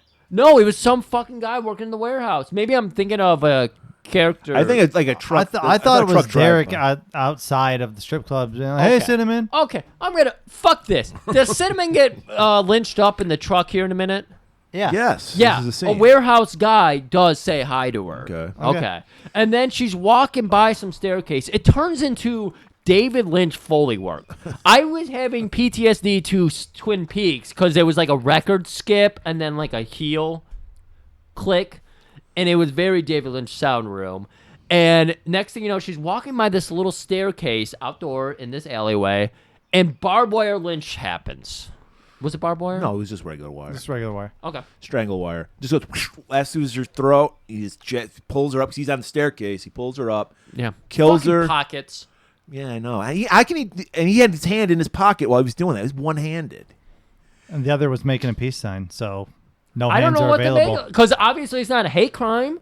So he was doing it in defense. If he's holding up a peace sign, Right. Drags her body to a semi and just ties her underneath it. right. So the semi starts up, drags her off. All right. So now Cody's at home. She walks into her, she's got her key like in the door, and she just pushes the door open. I thought she noticed like somebody was inside. She doesn't seem to notice as she's opening the door. But she hears something as she goes inside. Right. Yep. She pulls her gun because she's on well- edge. There's a murderer out there. Oh man, I want to break the reveal here, but all the shower's running, the Right. sink's running, the kitchen sink's running, all the running water is Yeah, going. all you hear is running water. Yeah. We'll learn why. In a minute. And it's not a Daniel Johnston song, so I don't know what to tell you here. Busts open her bathroom door. It's Heineman dropping a deuce.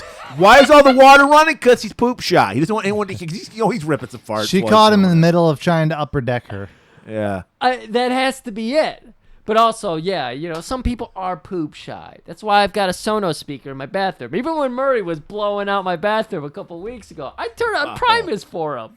Wow. Well, you came back and First of said, all, Wow. thanks for. Way to out him, Yeah, Griffin. really seriously. Way to throw me under the semi. you came out in What that the- episode and said, what guys, the I've had an fuck? issue today. Yeah, You outed yourself in the episode. I didn't say what issue I was having, but yes, What issue I'm a would you human be being. having? I had to take a shit, all right? I'm sorry, Murray. So, Who was the guest that he threw under the bus last time? he's I was always on? throwing people on a bus. I don't know. Name a guest. Probably did. There was Phil, he's someone. always fucking with Phil. Oh, He has probably something Phil. against Phil all the time. Well, Wow. Phil This might be wanders my out. last episode, folks. 'Cause I don't know if I can handle the heat of getting grilled by Griff. Yeah. I mean, So he pulls his pants up, puts his shirt on. I don't know why he took his shirt off to take a shit, but he stands in it. yeah. And he's like, Sonny, you had to use the name Sonny. She's like, I needed a whore name because we learned that was his ex. Yeah. Sonny. And did she break them up? I don't think so. No, they have- no, they don't have any. I think this is a platonic relationship. Okay. Yeah. Okay. No, this is definitely a platonic one because earlier in the movie, she says we should have had an affair while you had the chance. Well, when we had the chance. You're right. You're right. So But yeah, and he said, but I was with somebody at the time or something like that. Yeah. Or, Yeah. or I was single, he said, because Yeah. she always dates That's right. married guys. Good call. So he's like, look, I lost that pockets guy, but it's him. It's got to be him. He's the killer. I saw him with the dealer. He was flippy flopping a knife. he was cha cha around. cha cha with that knife. Yeah. And Zang then he zazam. goes, look, I got to hit the hay. I am so burnt out on tits. All I've seen tonight. And she's like, whoa, what? I thought all you guys were all about seeing tits flap all around your faces.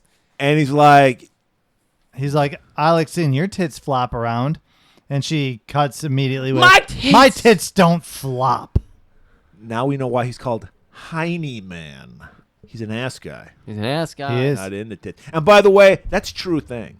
I probably told this story before, but I'll do you the Reader's Digest version. When I went and saw Metallica and Guns N' Roses at the Pontiac Silverdome, Guns N' Roses at the peak of their fame. So Axl Rose is a douchebag rock star.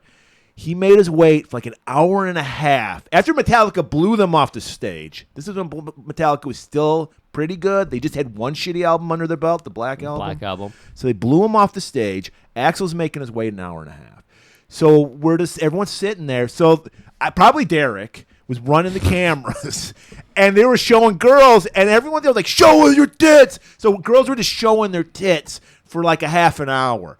And it does get fucking boring. If you've seen one tit, you've seen them all. Dude, I saw Motley Crue at fucking Pine Knob. Okay. And this was not peak Crue, obviously. I wasn't around for peak Crue. I was fucking 5 years old. But tickets were super cheap. We went, and Tommy Lee had a fucking video camera, and he kept trying to get the fans to flash them. And he's like, "We got the hottest fucking fan. Oh, yeah." And all these fucking mutants are showing their booth. All these women. Yeah, there were fans back in the day. Were and probably they were a little hot. too old for Yeah. Motley Crue, even back in the day. And I'm like, what the fuck? And they're showing him on the big screen because he had the camera attached to the feed on the big screen of Pine Yeah, Knob. of course. A lot of shapes, Griff. A Lot- lot of shapes. Interesting shapes. Also, confession time. Uh-oh. All right. I don't hate the Black Album. That was my first one. I said this before. It's a good hard rock album. It's a terrible metal It's album. not a good Metallica. Yeah. And also, I will give it this. It's the best produced album Metallica's had. Yeah. It sounds great. It's just when you're coming off And Justice for All and you're like hyped, because Metallica was my favorite band at that time. Yeah. And this came out. Didn't despise it. I still don't despise it. I'm kind of sick of it because every fucking song got played a million times Yes. when it came Yeah, out. that is true. Wasn't Even- like half the album released as singles? Yes. They toured for like 2 years on that album. Here's the thing that I'll give you. I grew up with that album. So when you said, no, listen to old Metallica, I remember being in my room listening to King Diamond. I was unemployed. I got laid off from another job. Listening to King Diamond, listening to fucking Ride the Lightning. And I was just like, my mind blew. And I was just like, this Murray character, he's on the ball. Yeah. This is, again, how did this ball start rolling? We can never do this when we have like a 45-minute interview with the great sociologist Matt Sosi. There's too much to unwind of how this got started. But yeah, that was one of those threads. Two of those threads, King Diamond and Metallica. Next morning at the precinct, Hyman's got some details on the dancers. He's like, yeah, that Dazzle chick, she's pretty hardcore, man. She could beat the shit out of a patron one time, and Fanny helped. Well, actually, the details were that Fanny or Dazzle held her down. Whoa. Fanny fucked the dog. That's a Jim Cornette saying, everybody. No. Fanny punched the shit out of the person. Yes. He's always saying that. And he's like, this Pockets guy, apparently Pockets isn't in the phone book. Yeah. His real name might not be Pockets, turns out. Yeah. We also learned that Roxanne and Eric are runaways. So, because she might be a suspect, because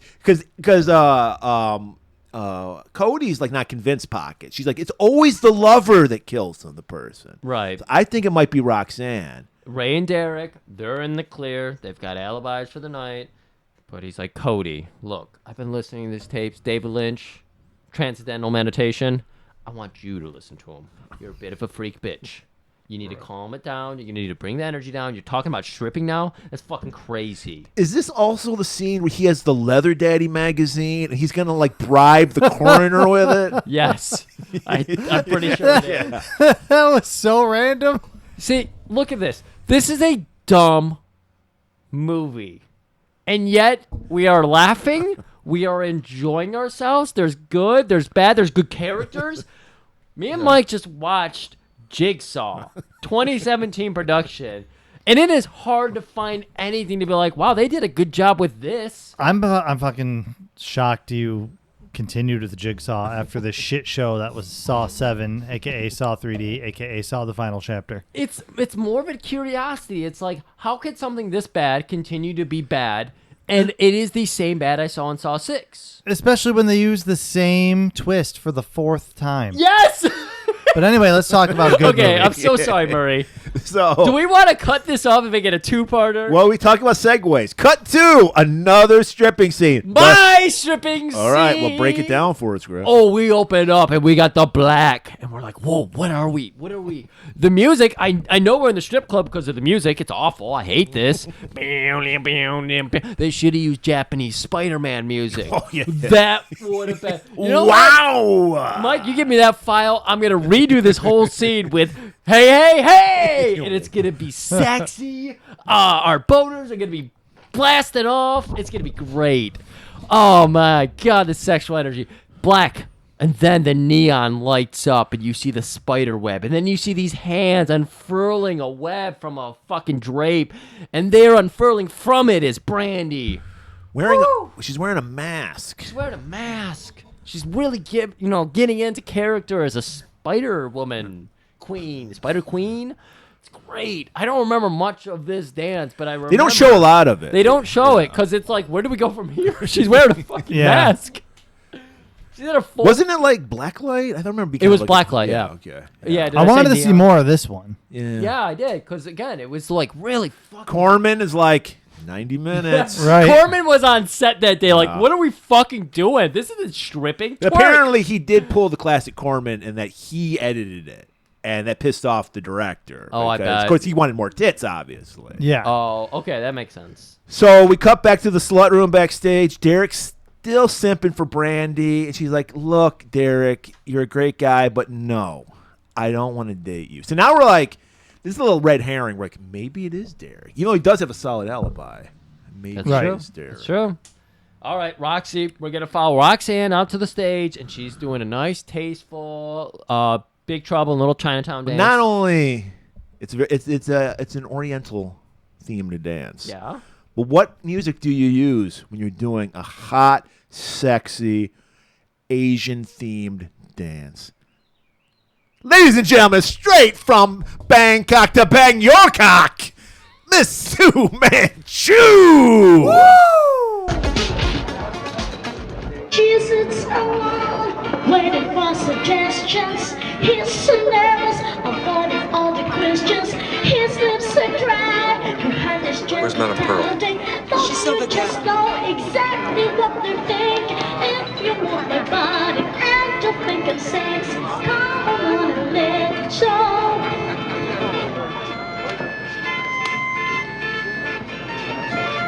We're like, shit, man, Roxanne's back! She's owning the stage. I didn't know Roxanne was this big. To get the fucking rights? Because Sue Manchu was the original, like... Sue Manchu was by the second pole singing it. Oh, she was there? Yes. Murray, It's the rock bottom, people. we love... That's why Ray is so broke. He had to pay for Sue Manchu to fly from fucking wherever the fuck she was at That the had time. to be... We love Malibu Mike. We love Malibu Mike's Plex, the greatest Plex of all time. He doesn't put up the Laserdisc. He doesn't get the Laserdisc. You know, that takes a certain type of fucking fiend like us. Like, we're not into feet. We're into Laserdisc, which is far dirtier. That Champagne and Bullets, aka Gets Heaven Laserdisc you brought over was my first experience with a Laserdisc in a long time. I know. We had to dust off your fucking Ripper and everything, and I had to show you how the chains work and how you have to actually hum into it, like the throat device in Dune. Like, Yeah. that's how you have to rip a laser. You have to do throat singing to keep Yeah. it spinning. It's incredible, the process. So that's why we don't have most of our shit in digital. But for Mike, and I hope the Plex audience watches that one. I hope they like it, because that is the gold standard of They probably won't. offbeat movies. But you mentioned me in your newsletter, so thank you. Credit where credit's due. So she's, oh my God, I have Sue Manchu. I have to deliver. And she is, until Pockets rolls in. And she's convinced he killed the love of her life, Angel. Why does Derek give Pockets his own music when he walks in? Is he that bad? He's never thrown Fliff around. Why does he get, what was it, Starship Troopers, Jane or whatever it's called? Jefferson Starship. Jesus Jane. Christ. Why? Hey, that's a good question. We've been shitting on the music. What do you think is the greatest strip song music? What What's would the be a greatest great song? strip song Yeah, music? yeah. Oh, man. You should have prepared. I don't know if I can do this. Yeah, I don't know if it's the greatest, but off the top of my head, I know you guys are mad at him right now, and I apologize. Okay. But She Rides by Danzig, Oh, okay. that'd be a pretty good one. That'd Okay, be a good that's one. a good one. You got I one? got nothing, man. You're going to have to go. Turkey in the Straw. Wait, what is What the song? fuck is What that? is that song? It's the Ice Cream Man song. Oh my, that's a super That's song for you? If you got the skills. People, if there's any strippers listening, I know there are. Turkey in the Straw. Make it happen. I'll try to think of one of this episode All and right. just What the fuck? and just stop it for my interjection. Oh my God, Murray. Oh, you know what mine is? Misunderstanding by Genesis. Okay, I don't know that one. I don't know that one There either. must be some misunderstanding. Oh, okay. I thought that was the Phil Collins song. It's a Genesis song? Yeah, it's post Peter Gabriel, Okay. but I love that song. So that's it. There you have it, people. There you 3 have it. classics. All right. Oh, should they be holding a bowl of fruit while they're dancing to She Rides? Silver bowl of fruit. No, a bowl of French onion soup. That was according to my friend. There was a bowl of soup or a bowl Bowl of fruit. bowl of fruit involved. Bowl of soup. So she's like, "You fucking killed Angel!" Not reading the room at all. No. Pockets just pulls out a fucking paper, shoves it in her face. My lady. My lady, I'm so sorry. And she just slaps it out of his hand. And then the fucking girls, we just learned that Dazzle and Fanny, you don't fuck with those girls. Right. This is a sisterhood in that locker room. It's like they're catty with each other, but at the same time, Sisterhood of the Traveling G-String. yeah. Murray, you just wrote us the next Mullen Murray Merman production movie right there. Right there, yeah. Yeah. So they chase him out to the back area, the back alley. And He turns into Daredevil in this scene because one girl's talking at him and he's listening, just like, and then he goes, wah, wah, wah, wah, wah, wah, wah, wah, wah, and turns around and catches a lead pipe that Xena, I think, was about to hit him Yeah, with. Xena. Of course it's Xena because she's the aggressor. She's the Right. nunchucker. Right. And they're just like gonna beat the shit out of him. And Cody's like, "Whoa, whoa, whoa, guys, break it up, break it up. He's harmless." What are you doing to this man? She's been saying this whole movie. Like, once they got on the pocket, she's like, I think this kid's innocent. Like, Right. he's such a fucking sweetheart with his little paper flowers. He's a paper tiger. And these girls are like, no, he fucking confessed to us. He confessed to you? He said, I killed Angel? Well, more or less. Yeah. He requested the song "Send Me an Angel," and they just put 2 and 2 together. Yeah. So she's like, "No, let this guy go." So let him go. And this Well, is where he ran off. Yeah, so. Cody learns. This is where she learns that Rox and Angel were a couple. So she's like, "Oh yeah." Wow, I gotta leave right now to go talk to my friend who's buying lemon-coated donuts. Yes. You Well, don't like a lemon? No. Jeanette likes the lemon. I don't fucking. You don't. Wow. Well, they're playing up the cop thing. They're always eating donuts. I love lemon.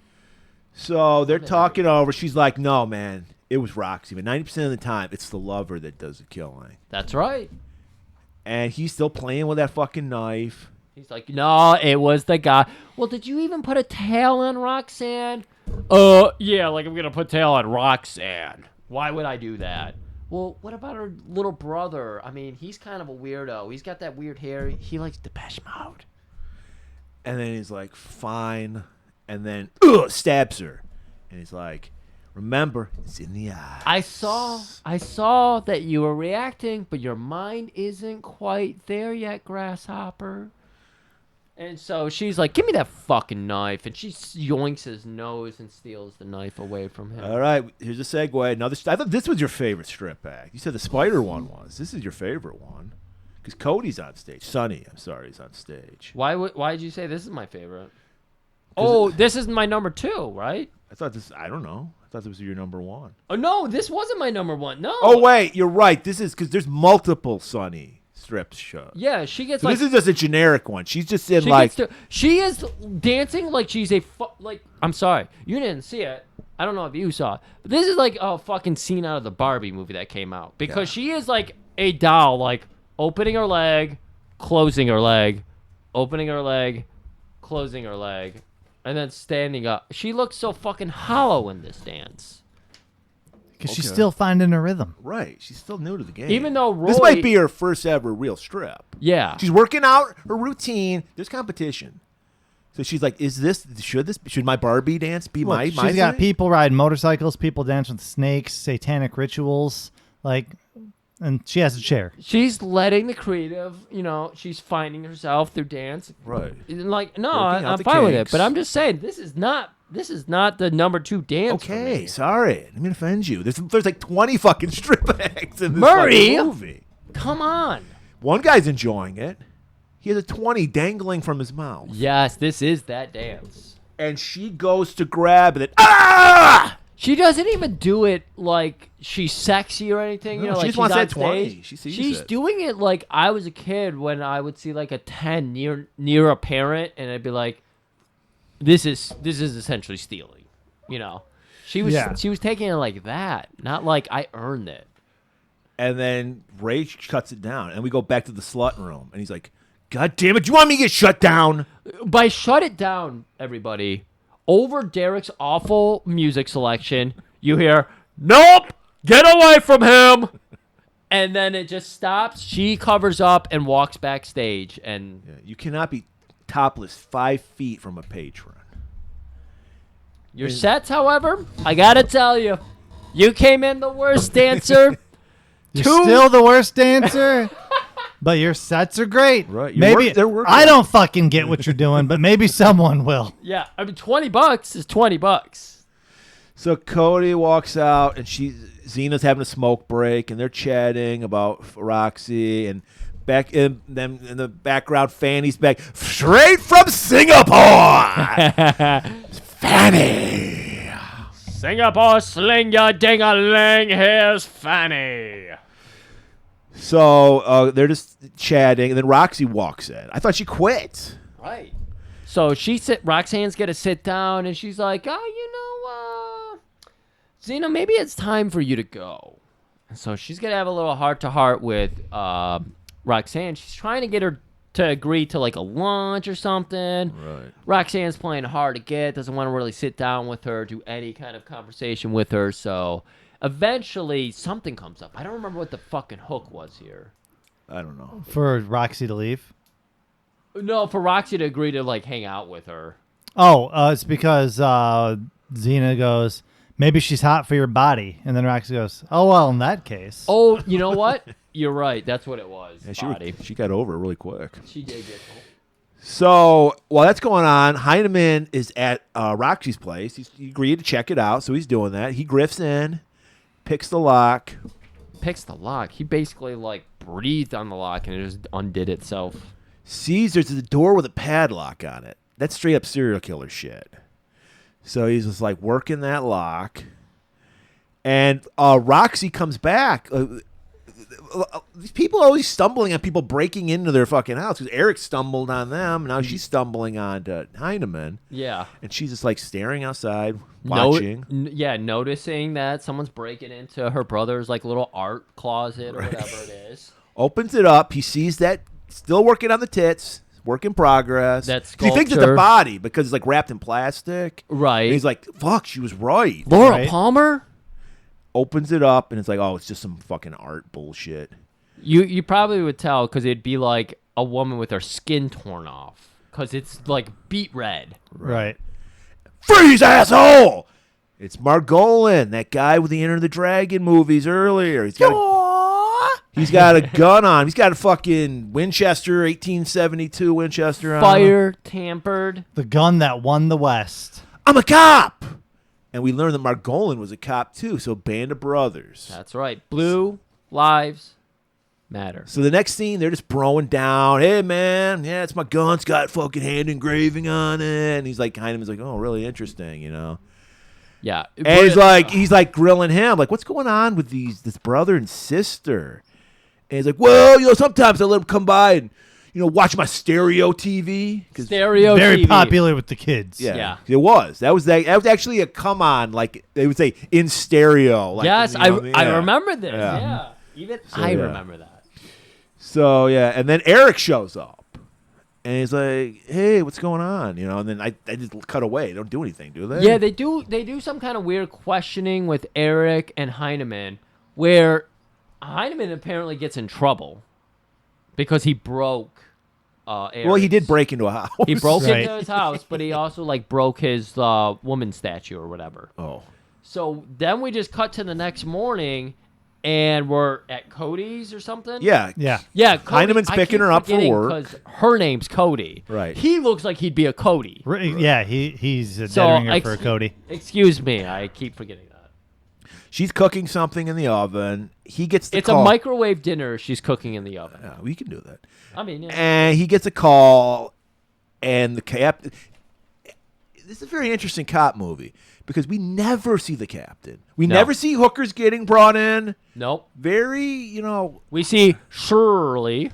Cheryl. And we don't see the captain ever yelling.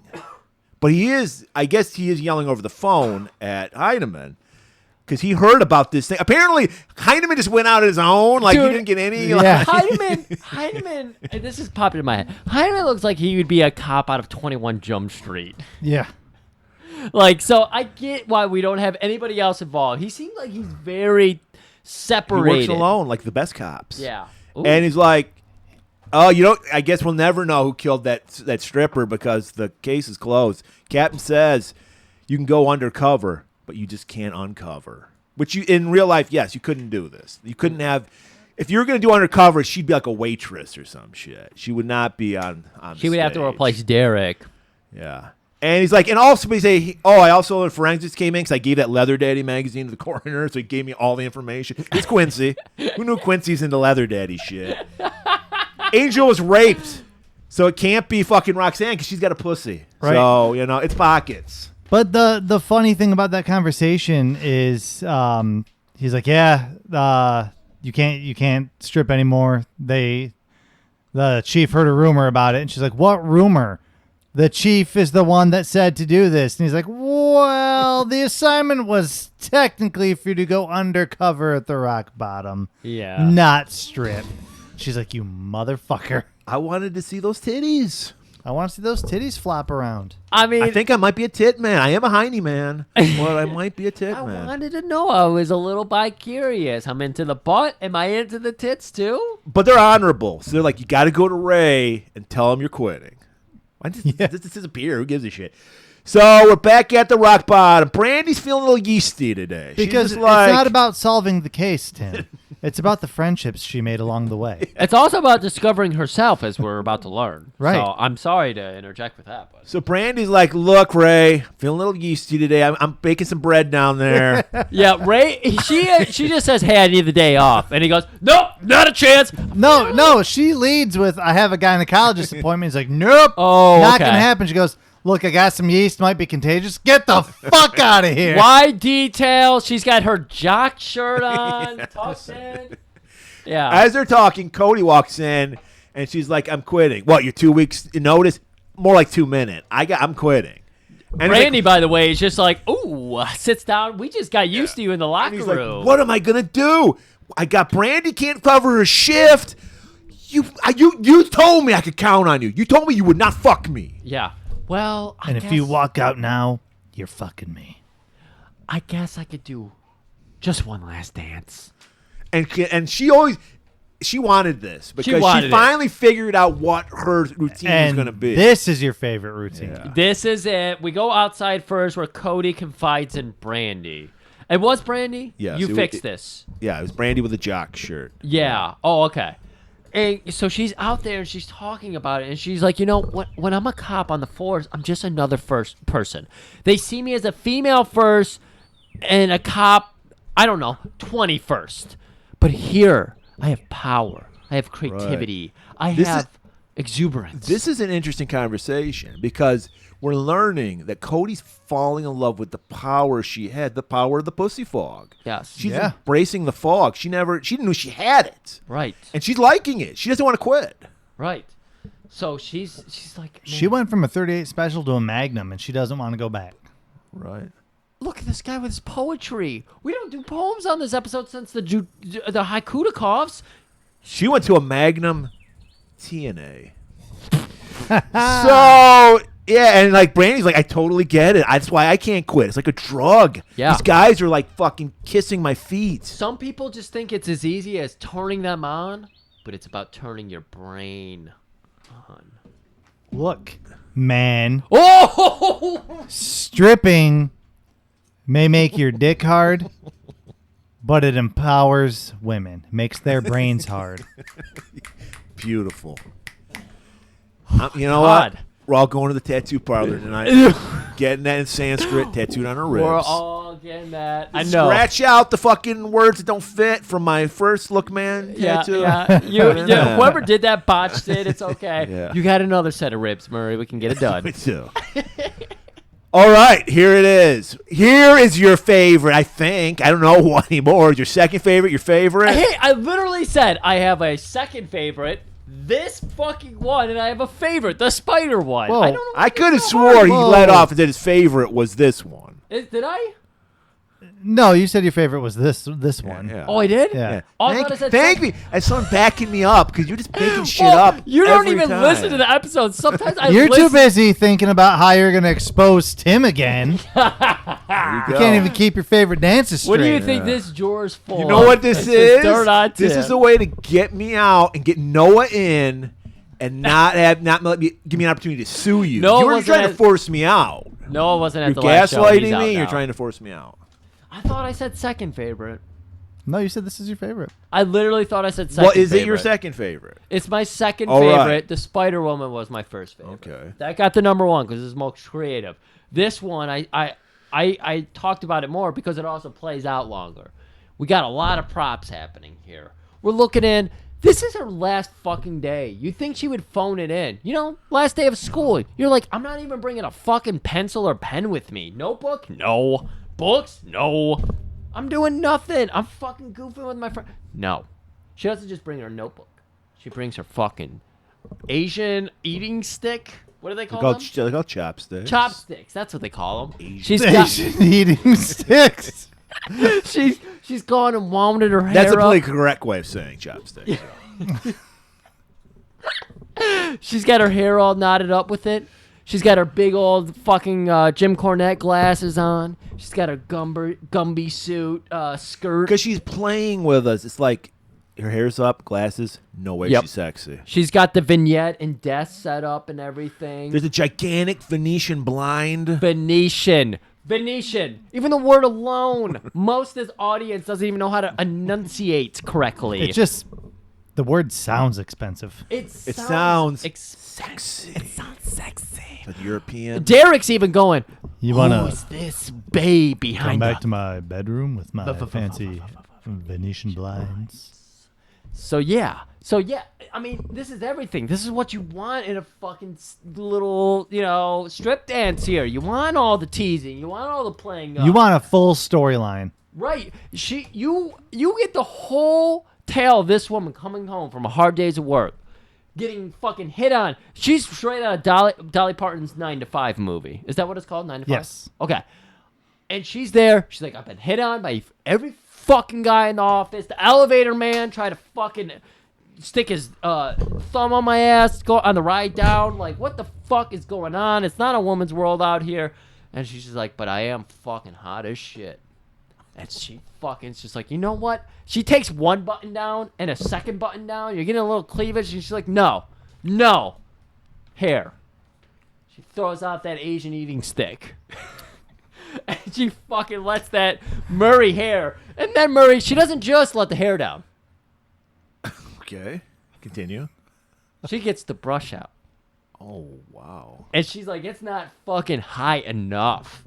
And she fucking slowly and Dreamweaver should have been playing at this point because she's fluffing that hair. Well, that up. was the one thing. Derek was playing Pop Goes the Weasel. That like killed the whole mood. I don't know why. Because Ray is so cheap. It's only like public domain Public music. domain, yeah. Only It should have been that fucking Wicker Man turkey song. Turkey in the Straw. Turkey in the straw. It should have been. If you're gonna go public domain, it's Turkey in the Straw. I had no idea that song had a fucking name. Yeah, now you do. And so You learn from Golan-Globus she's Theater. got her hair down, and she's like, you know what? Fuck the vignette. You I need to to. go. I was going to say you need to play Turkey in the Straw while we're talking about that Turkey in the Straw. All right, let me know. Just so people know exactly. Like play it in the background while I'm explaining it. I don't remember when that happened. I don't know. So it's not happening now. Yeah. And so she's decided, you know what? Looking in the mirror is not enough for me. She's got that fucking city front, glass window view here. So she's got to go stand in front of that. She opens up. She's that imagining someone's Again, watching her. where is Rock Bottom keeping these props? They barely have enough room for the slut room, Right. Which of course is the If dressing they're room. up to code, they have a stud room too. So maybe that's where they keep all the. That's a good Yeah. point. All the props. All the props.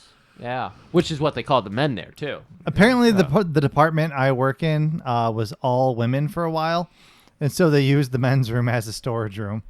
Aw, and then use they it had as use it as a second bathroom because women are constantly peeing all the time. Well, they kept the you know? Christmas tree in there. you were like, it's fine. The tree can stay in there. I don't mind pissing around a tree. No, I was the second guy. Oh, you were the second. The first guy was like, yeah, they kept a Christmas tree in there. Oh, they did. Okay. All right. So All Griff, right. So she is unfurled or refurled the Venetian blind, and she is exposed to the world. And she decides now is the time to take off my blouse and release my skirt and show off my butt and my tits. She's getting lost in her own fog, Griff, and Heinemann is seeing that, and he's getting bothered by that. Hot and bothered. He's like, she's in too deep. I have to do something about that. Right. Too many men are seeing my floppy tits out there. Thank you. We go backstage. Her act finishes up. We're done listening to Turkey in the Straw. No, Pop Goes the Weasel. Pop goes the weasel. Excuse me. And he's just like, You want me to pop that in there? you're supposed to quit. What the fuck's going on? They were counting on me. They needed someone to fill in. These girls are my sisters. The sisterhood of the... I won't even finish that. Well, let me tell you about one of your sisters. She was found, well, her head was found, dragged and dangling from the back of a semi over in Bakersfield. And she's like, what? And then she's like, it's Roxy. It's got to be Roxy. I'm telling you, it's not Pockets. It's fucking Pockets, goddammit.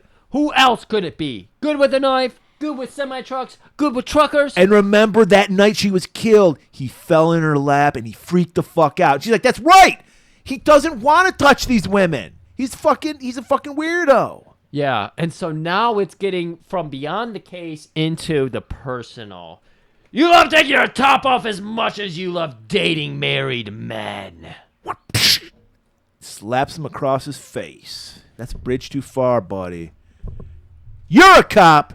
Figure out what I need. We've always said, man, if you don't want to beat the shit out of someone, you don't want to fuck them. Because as soon as it's like you think he's going to punch her, Yeah. he just grabs her Well- and hauls her into her place. Murray, we got to be careful. We're not used to having a married man in the room with us, so it's like we can't go too far in these details. We won't ask Mike to explain how Jeanette beat his ass and how they eventually got, Outrageous. betrothed and all that. Yeah.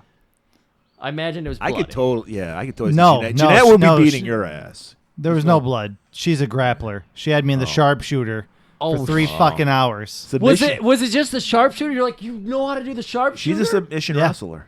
Yeah, I thought she was going to try and go for the figure 4 because that's everyone's go-to. And then she was But like, she knows you could reverse it. she's like, no, I learned my moves from Calgary, Alberta, Canada. Calgary? I thought she might have been a Dean Malenko girl. He was the Texas Cloverleaf. Yeah, that's true. Oh, fucking Christ, He man. drags Name her- your 5 best top holds or whatever, and then she just fucking slap you in the Yeah, sharpshooter. she didn't name him. She did him. She did. Guys, this is how love works. I want Right to thank here. you for sharing this story on Thank Sex you Thriller so much. Month. Yeah. No problem. So he drags her into her apartment, Not even gonna take her to the bed. Just throws her on a sweaty gym mat. Guys, she lives in an abandoned. Like, we don't even do this. It's like a because, loft kind of Yeah. studio apartment Yeah. kind of thing. It looks like we're in abandoned Detroit, and they just bought a building, and she made a loft out of it. And so the entryway she has done nothing with. It's a cement floor with some pads and a couple of like 5-pound dumbbells and some gym mats. And they're like, we can't even go up the stairs to your bed. We're going to fuck right here next to your little weights. Right. And apparently they don't fuck, Murray. Well, they fuck in our minds. We don't. They don't. We don't see them. Yeah, I know. Mattingly, no, go ahead. Take it away. We don't. we don't We need don't. this wheel. We don't need this. Did we unveil the Sweden scale a year ago? I don't And not know. maybe not the Sweden scale, but the the machinery. the machinery. Yeah. I think that was a year ago. I don't know. We're gonna be. It's gonna get a workout next week. Okay. Sorry about that. There we go. All right. So they a little teaser there. So they fuck, and then we're cut to the next day, and they're in the bed now. They finally made it up to the bed. You have to assume they fucked. And it was so good that they're exhausted. They're going to sleep like they haven't slept in years. Phone call breaks it all up, though.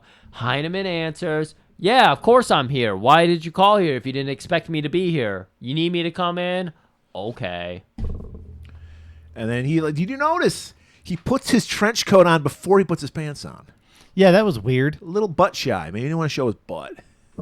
But, and he also fucked her with his sleeveless gloves on. And Better so grip that way, Mike. he throws it in her face that he's like, because she is a little cold to him. Yeah. And he's like, oh, I guess anytime it gets real, when there are feelings involved, you just push me away. When there's more than one guy looking at you, you can't This is handle why it. she goes for married men, Griff, because it's like she knows The there's no pressure. way you're going to get together Yeah. because She's she got can't connect. And that's the why mo- he's pissed off, because he wants to make a connection with her. This is interesting. Heineman, for this movie, I was like, this is a fucking Jean-Claude Van Damme hard target douchebag wannabe. Hard target's not even out yet, by the way. I know this. I know this for a fact. I'm an adult now. But still, I'm just like, this fucking douchebag. He's just trying to be fucking cool out here. And now I'm like, man, he's trying to put on this cool persona. He's trying to attract these women. And he's had a real connection with Cody. Yeah.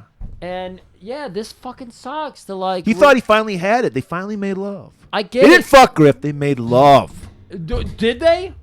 Because he just told her like you couldn't fucking get it up. Basically, He tried. he did. He tried. And he throws it in her face. He's like, anytime it gets real, that's when you pull up pockets. Right. Well, she snaps back with, "Well, how many guys watching me did it take for you to finally get interested?" And he has no answer. He doesn't, because it was like, "Hey, you should strip. Go undercover and strip. Let's see your tits." For him to realize, like, oh fuck. Could be why?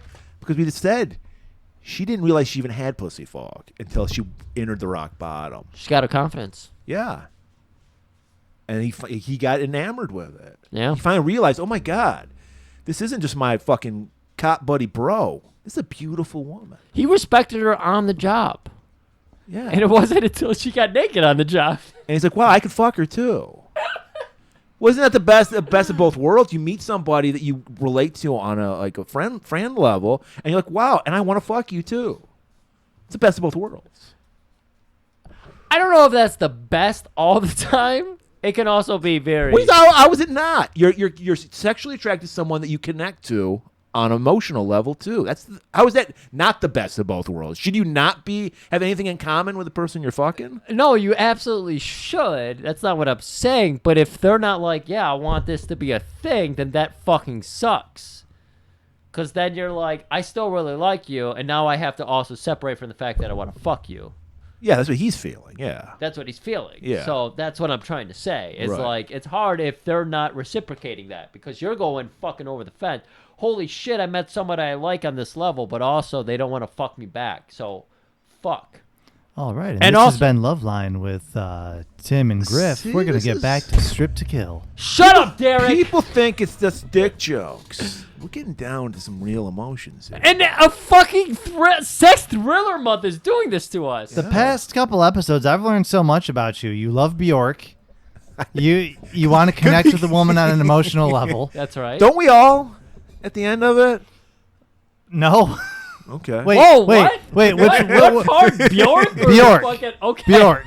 No, I'm not talking about Bjork. I'm Okay. talking about making a connection. Everyone, no matter how much they act like they're a lone wolf, we all want to make a connection with somebody. Fuck yeah, man. It's getting harder nowadays. See, he's the married guy. We're like the fucking lonely single He's losers gotta live here. vicariously So, through us. I was just always. and we're living vicariously through you, Yeah. you motherfucker. This took a turn. Okay. This is the greatest fucking episode we've ever had. Like, this is one people are gonna listen to and be like, "You guys okay?" We're okay for the most part. So he storms out, and he's enraged. He's like, I'm gonna take it out on Pockets because he deserves it. He's the killer. Well, he needs to take it out on a man. He can't take it out in her sisterhood. He can't go punch Roxanne in the Right. fucking face. Cinnamon, that bitch. She deserves it, but she's dead. Well, guys, I'm going through Heinemann's brain. This isn't Griffinman's brain. This is Heinemann's brain. And Cody's like, it's not fucking Pockets for the last fucking time. Go back to Ray. Yeah, and he's just like, look, I'm a cop. My job is to harass innocent people and make them feel guilty. So I'm going to find this Pockets. I'm going to fucking throw him against a wall. I'm going to make him spread him. I'm going to feel his dick up. I'm going to tell him he's insignificant. He'll never love a woman. He can never do anything positive in this world today. And she's like, no, I'm going back to Ray. I think it's Roxanne. He's like, you can't. The captain took us off the case. So there's some conflict here. So Heinemann is driving around that Suzuki Samurai looking for that scumbag. He's looking Pockets. for any scumbag that can lead him to Pockets, and he just so happens to find that dealer with the red headband. You know what he's into, everybody. And he's got a trunk full of gear. We know what kind of gear he's carrying around. And so that's going to be our lead to Pockets. We also got to point out, because we were talking about the ensemble that Heinemann wears. Cool cops always wear cowboy boots. Goddamn Oh, right. yeah. Goddamn right. Dusty roads, man. Right. So he pins to the guy, because you see those cowboy boots. He pins the fucking dealer between his car and the door. He's making a deal with some schlubs right now. Right. And he doesn't know that Heinemann's a cop. He just thinks he's like going to rob him or some shit. That's right. Because he's like, a badass. and he pulls out his badge. I'm a cop, asshole. Where's that fucking creep Pockets? Yeah. He's like, what did you fucking buy off him? He's like, he buys classical cassettes. He doesn't even buy them. He trades them. Right. He For trades for them. paper flowers. Paper flowers. No one wants his classical cassette tapes he finds. Like, you could go. I could go. I went to an estate sale this morning, and you know what? You could take the classical cassettes. They've never had value as a cassette. Sorry, Murray. Okay. I know you're not buying classical cassettes, but I'm saying cassettes have no value. So he's got to lead classical music. So we cut back to Cody. She's at the precinct. She's like, Cheryl, I need you to look up something for me. Of course you do. This seemed out of nowhere. Did it seem out of nowhere? Well, we had to explain. Well, we needed to get back to the fact that someone's been murdered. We need to solve this case, and it's not Pocket. We had Right. to prove that Eric and Roxy's alibi isn't so solid as we thought it was. Okay. Because she asked about that Margolin guy. And because he alibied. He's like, they were like, I saw them. We were watching Enter the Dragon while that murder happened. Yep. Did she do the interview, or was that Heinemann who did it? Because that was the Heinemann scene, right? What? The interview, the Yeah, alibi. probably. I don't Okay. remember. That was But Heinemann, yeah. Because again, like I said, we're just kind of like, we've had so many stripping scenes and everything. Heinemann, Cody getting in love with each other. And then they're like, oh yeah, by the way, we're trying to solve a murder here. right. And so yeah. Yeah, they finally remembered the A plot, and they're like, shit. Yeah, so we're back here, and I'm just trying to piece it together. Cheryl pulls up Margolin's records, and she's like, oh, here's something interesting. He used to be a cop, but we retired him, air quotes, because he was blackmailing underage hookers for sex. And we learned that Roxy and Eric were runaways. They probably had to do whatever they had to do to survive. Right. And so he probably made up that alibi for them. They're saying it in that kind of winky Texas toast English where it's like, put it together. So Cody's like, I knew it. So she goes after Roxanne. All right, so Heineman finally finds that sick fucko Pockets at the old late night classical concerts. That's right. In the park. Yeah. Yep. This is what Richmond, Indiana was like at night. After me and Matt, after I saw Matt Do they have a rock bottom? his play, we didn't go to Rock Bottom. We went to fucking Shakespeare in the Park. And he's like, yeah, I usually fucking, I show these guys. They're all trained under me. They were fucking excellent. Hand acting through the wazoo. So Pocket's just sitting there playing pocket pool, listening to the classics, and Heineman grabs him, yanks him. Puts him up against the wall. Concrete wall, by the way. Spread him. And then he's like, get that fucking hand out of your pocket. And he pulls it out, and it's a gross little shriveled up stub. We got his hand cut off. And he pulls his wallet out. Sick. Fucking tell me what your name is. And he sees that there's a VA hospital card for a psychiatrist. Yeah. What he said something like, "Why is your hand missing?" Or He something. got it because we learned he was in the military. Okay. And he got his hand shot off. Oh. But not only did he get his hand shot off, we learned when he's like, "Oh, really? Let me check that out." He calls up probably like 3 a.m. He's calling the fucking psychiatrist up from a payphone, and he's like, "Oh, really? Oh, okay. Yeah, you're free to go." They don't say it, but the implication is, much like last week's episode, that a military man got his dick shot off. He doesn't have a dick. Oh. So that proves that he couldn't have raped Angel. Oh, my God. And I think that's when he says, there's no more touching, only looking. Yes, that He says, was the line. Ain't no touching left, just the watching. Yeah. Oh, God. Okay, I missed that. I missed the dick shot off part. Well, yeah, because they just implied it. They never really said it. Okay. All right, so we're going back to Cody, who, of course, is suspicious of Roxanne, showing up at her place, and it's just Eric there to let her in. And we watch Eric flick a cigarette into a coffee mug, which has been a thing throughout this movie we have not detailed, but hey, fuck you. Go watch the movie if you want details. And he goes to let her in, and he's just like, oh, you're probably here for Roxanne. Let me go get her. So Cody's left there with her own devices. Right. Her own griffices. Yep. See what I did there? And thankfully, because she's a woman, because women can't pick locks, thankfully the padlock is left open. So she goes into the little art closet. She sees the fucking, she's like, oh, that must be the fucking art thing that Heineman was telling me about. Yeah. Opens it up. It's Margolin! Bum, bum, bum. Spills out, and she's freaking out, and she slowly looks up, and there's a cracked mirror. And in the cracked mirror, she sees Roxanne standing behind her with a knife, I believe. Yes. Yep.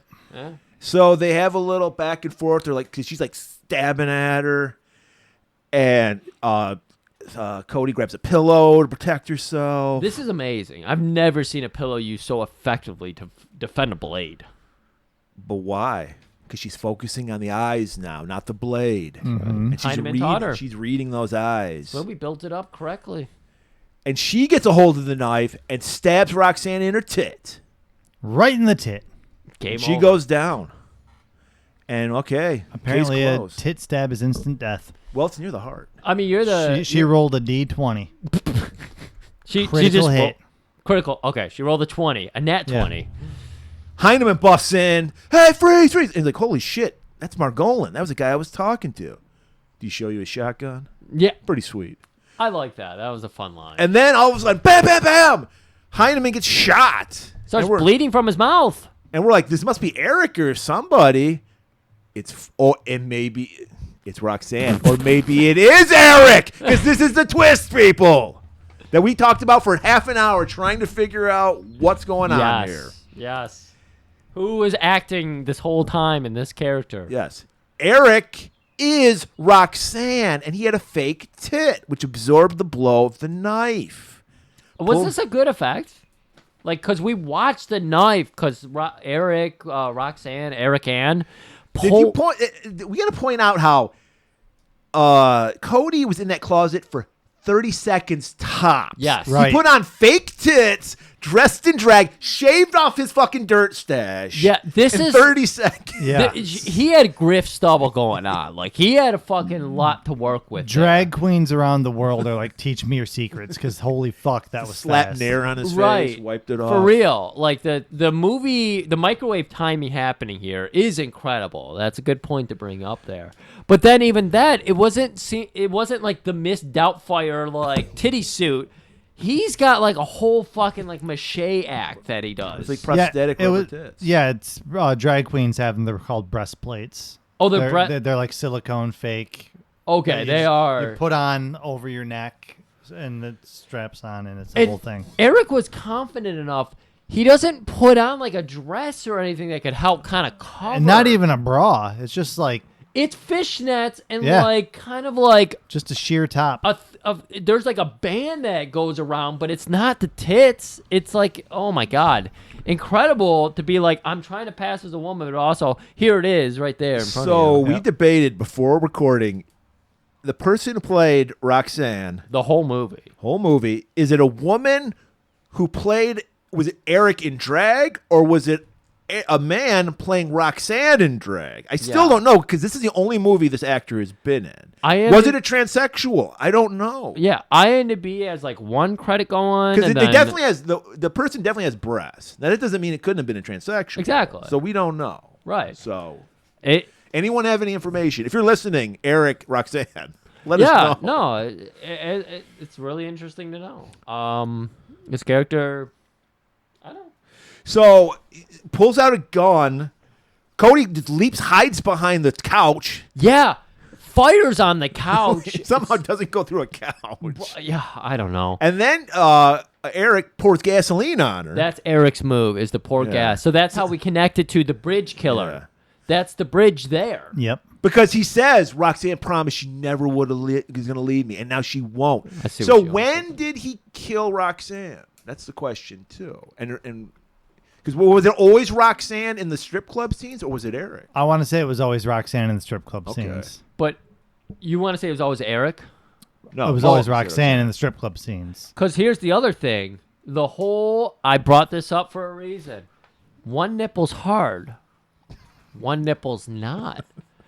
If you pay attention to what Eric is doing with his bust figure, one nipple was hard. One nipple wasn't. Wow. You watch it on the laser disc, so I trust you. I watched that on Mike's Plex. The- That's the- verbal clues. The reason my why friend. I think it was always Roxy in the club is because there's that one scene where she comes back and sees Heineman breaking in, and then Marigold or whatever his name is like, yeah, she's up in my apartment, scared shitless, and then Eric Yes, comes in the bathroom. and Eric wouldn't have his stuff in Marigold's apartment. Probably, yeah. So- Here's the other thing, though. The one night she comes out and does the half-ass dance where she's like ripping parts of her dress off. I think it was Xena goes, she must be on new meds because she's acting different. Yeah, well, yeah, she wasn't into it because she went to quit, So and then there's- she was forced to There's dance. that There's perspective. so many layers to Guys, this dumb look at movie. this. Look at this. Again, why do we do this? Conversation. These All right. movies. So runs out of bullet, or I don't know what happens, but Cody gets out of the apartment. Yeah, starts running. manages to run away. We're going to get a little bit of cat and mouse here across all the fucking city, whatever fucking town we're in. And again, Eric's whole thing is, I'm a gas man. I love carrying around my tank of gas. Right. And he's got like gas lines all over the place. An elaborate home alone trap of gas lines that he's just lighting up and freaking. Well, this one, she starts running down a staircase. He could have just poured the gasoline down the rail because he Right. ignites the rail on fire. Yeah. And he's like you say, just toying with her. It turns into a slasher movie for the last 15 minutes. Yes, it does. Like And- the first 15 minutes of like the original, like the first kill of a slasher Right. movie, you know, the cold opening. And he's like telling her, he's got her dead to rights. Like, run. And then she runs under the bridge. Under And that's where she runs into some punkers. There might not be any fingers butt warming me up, but there's some gerbling going on. There is underneath gerbling happening here. Technically ratting. Yeah, ratting. Because he's holding, this whole crust punk's holding a rat. Yeah, it is. Hey, want to shove this up your ass, lady? My ass is getting cold over here. Where's the rat at? And just as we're like, ooh, I don't want to see this. Yeah. Eric pops in. Run! And the fucking punkers just go running. Is that a sexual thriller? Is that what our fans have been waiting for? The rat in the ass? Guys, this is the movie for you then. Yeah. It's at least alluded to. We got a bluey crowd. Oh, boy. So, those punkers go running, and as soon as they run out, the exit just engulfs in flames. Right. So she's blocked. This is his power. He's got like a Michael Myers power. Pyrokinesis. Yeah, pyrokinesis. There we go. He's like drawing her to the final kill spot, the rock bottom. Of course, poetic justice. He has to kill her at the rock bottom. That's right. So he gets her to the rock bottom, and the girls are just, the place is closed for the night. They're just cleaning up. Oh, yeah, we're getting all these splices back at the rock bottom of girl who's dancing as like a Grim Reaper. Yes. So while Yeah. this whole chase is happening, they're still like, let's make it sexy for them. Let's give them some cleave. Let's give them like... Yeah. So Xena's doing her Grim Reaper dance. It's Xena? Yeah. She's got like a noose around her neck, and Yup. she's got the fucking sickle. It's pretty fucking cool. Yeah. My second favorite dance after the satanic dance. Second favorite. No question there. Murray No question did it there. the right way. No. And so, yeah, you're like, we're being really artistic. We're going back and forth. We're seeing death coming for her. We're on mixing strip. the sex with the thriller. Yeah, life and death. So now they're in the fucking strip club, and he's just opening fire. He shoots Fanny, kills her. Yeah, like Cody barges in and he's like, everybody get down. But, you know, everyone's freaked out, so. He's just screaming, I could have been her forever. And then Cody does a switcheroo and douses Eric in gasoline. Because now they're outside. They're outside in the alleyway. Or no, she gets him on like the stage or whatever and douses him in gas, Yeah. returns the favor, and then, you know, he ends up like lifting his veil and just trying to bail. I like how that rhymed. Lift the veil and bail. And he gets outside, and that's where he sees the three girls cowering in the corner. So he's just like, you know what? He's got his veil popped up and everything. He's hidden. He's like, I'm just going to shoot these bitches.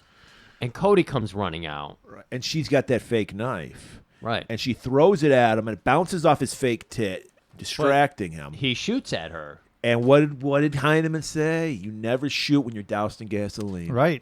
Tale as old as time. Yep. So And he goes up. And then a fucking familiar army jacket puts out that fire. Oh my God, it's Heineman! that's right. He pulls it off. Kevlar, baby. Kevlar.